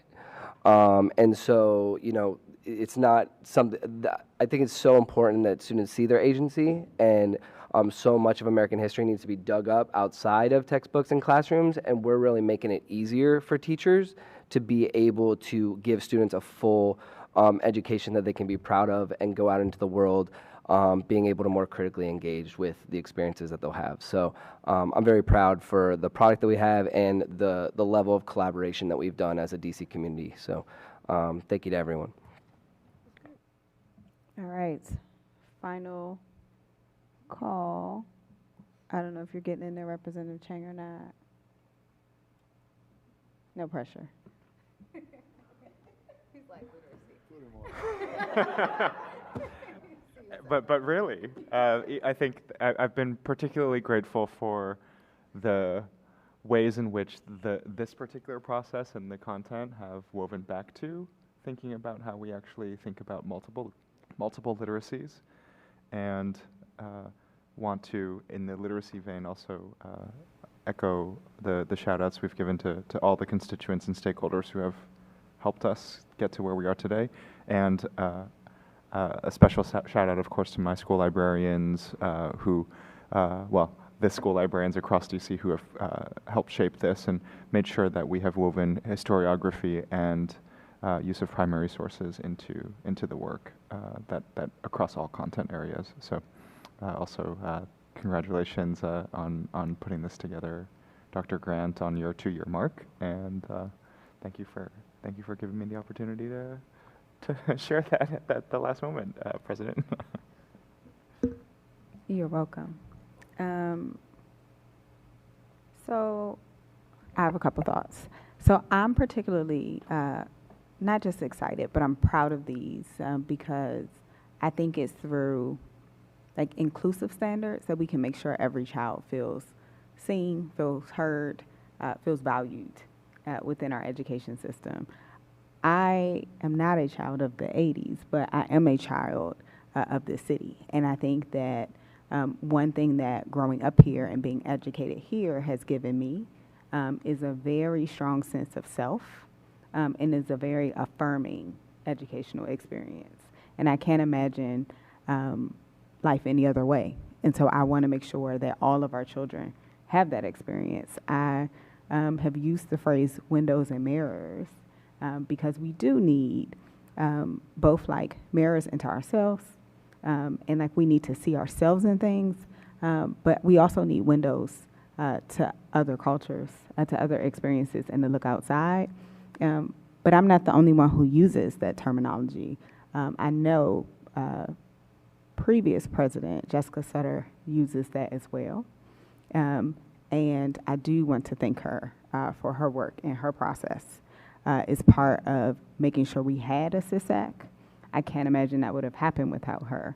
And I know the capacity needs that filled in order for us to get here. I am really proud of us like growing up as a board and a state agency together. I think this shows how much we are building not just a better board and a better process and better content, but we're getting better like for our city, and we're getting better for our students, and we're bringing them along with us. I so look forward to the implementation and the support. I'm already excited about some of the things that are starting that go across LEAs, because if we are actually going to be the 51st state, we need to act like it, and we need to have processes, procedures, and supports in place to do that for all of our schools. And then lastly, I want to thank, well, not lastly, but I definitely want to thank, I always thank our staff. I think our staff is amazing. It is their job, not just to support us, but like to advise us and to push us forward. And they have absolutely done that and lifted us up in this process to be able to be our best representative selves for all the people who came before us and all the people who gave their input. I want to thank the members for all of their engagement, for not letting like the perfect be the enemy of progress on this, which I know is really hard sometimes, for trusting Vice President O'Leary and I to create some opportunities for us to engage. I remember when we started this, one of my first working sessions, I think it was my first working session as president, and someone asked, can we extend the public comment period? And I was like, yeah, absolutely, I think that's reasonable. And you all looked at me like I had a third eye, and that I should be suspicious. And I was like, we can do this. I was like, I believe in this process. So I want to thank the members for that. I want to thank the staff. I want to thank everyone who has touched this, from before the work was done, like phase 0, to those of us who will vote tonight. And I very much look forward to seeing this in the classrooms in the district very soon. So thank you all. I am going to close discussion, and I am going to go to Director Butler for the vote. Get started with tonight's vote, but before we vote, I would just like to say, as a parent of a young girl from a multicultural household, this means a lot, because she will start school and learn from these standards. And this is why I took the job, because I want to have this level of impact. So I'm super proud of everyone in this process, and that my little one will be like the first generation, because she starts pre-K in 24. So like, she'll be in that first group. I'm so excited. So, but anything, let's proceed with the vote. Representative Bernstein. Aye. Representative Williams. Aye. Representative Chang. Aye. Representative Goulet. Aye. Representative Henderson. Aye. Representative Best. Aye. Representative Reed. Aye. Representative Patterson. Aye. Vice President O'Leary. Aye. President Thompson. Aye. Happy anniversary. SR 23-7 on the approval of the social studies standard has passed the state board by unanimous vote. Thank you all. Members, are there any announcements or comments that you would like to make before we adjourn? I hope they are happy. Yes. President Thompson, can we have words from our superintendent? I know we're getting towards the end, but. That's really bad. So I guess, thanks, Representative Reed. That was not in here. Oh, yeah, you should cry about standards. Future of democracy depends on it. I am looking at my team. So in the thanking of all the teams, Andrew, Elizabeth Ross, who's our assistant sup of teaching and learning, and Madison, who is our instructional specialist, who has led this process. They are right here. And so kudos team and all of Team OSSI for exceptional work. That's President Tom. Look, they're all here. They're waving at you. I don't know if this is like right protocol, but I was like, hey, I don't think I'm gonna get fired today. And no, seriously, I deeply take this process seriously, not because I'm a trained political scientist or because I have a degree in African American studies or because I was a social studies teacher, but I think very similar to what President Thompson framed when I joined the district. There was such a relationship with the state board that I didn't quite process because I'd served a board for most of my career, and very little can get done in service of children if there's like dis-ease. It was a very difficult decision a year ago with President Sutter to make a decision to revise our process. As someone who has done standards adoptions in other jurisdictions, we would finish, but they were not going to be done well. And in this city at this time in this country, we can't afford to miss our mark. And so I'm emotional for so many reasons, one of which this current board has worked tirelessly with OSSI on giving feedback and engaging in conversations, trusting our team while you all built your team. I feel like Kathleen and Madison, like there are names I hear all the time, and representing both of our roles as president of a state board and a state superintendent, both as Black women leading in a city that's led by a Black woman. There are like multiple levels of history that play out every single day when we come into community with each other. And so there's reason to be emotional. And I do think when we look at this country and look at where we are so fortunate and privileged to do this work in this city at this time. There are colleagues of mine across the country that would kill to be in a position to pass forward-looking, historically accurate, exciting standards that, though I was not one the last time they were revised, I too, as a social studies teacher, didn't have the privilege of teaching LGBTQ rights. I didn't even have the verbiage to do so.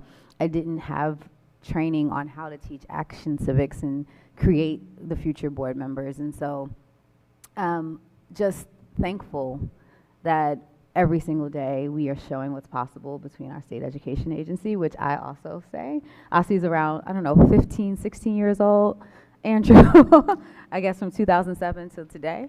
And, it's my mission to serve all of you and our residents and our children exceptionally well. And we have a hardworking team of people that don't always get a lot of love, but we work really, really hard. And so it is an emotional day. And I will leave it there. OSSI is experiencing the loss of one of our colleagues, and it has been hard for us to get up every single day and do this great work, and yet we do it because she cares about children and we care about children. And so I'm really grateful, and you have our commitment to making them live and breathe in classrooms. And I was like, Laura, thanks. It's not always the voices that are saying things we want to hear. It's the voices that push us. And so thank you, Representative Henderson and Williams, for the healthy push. And Liv, I hope we make you proud. All of this work is done in service to you and students like you. And I hope we got it right, and I'm certain that you all will let us know if we haven't. So truly, thank you all for being a part of history. I do think, you make many votes. I happen to think this is one of the most important ones. And so next week we'll get started.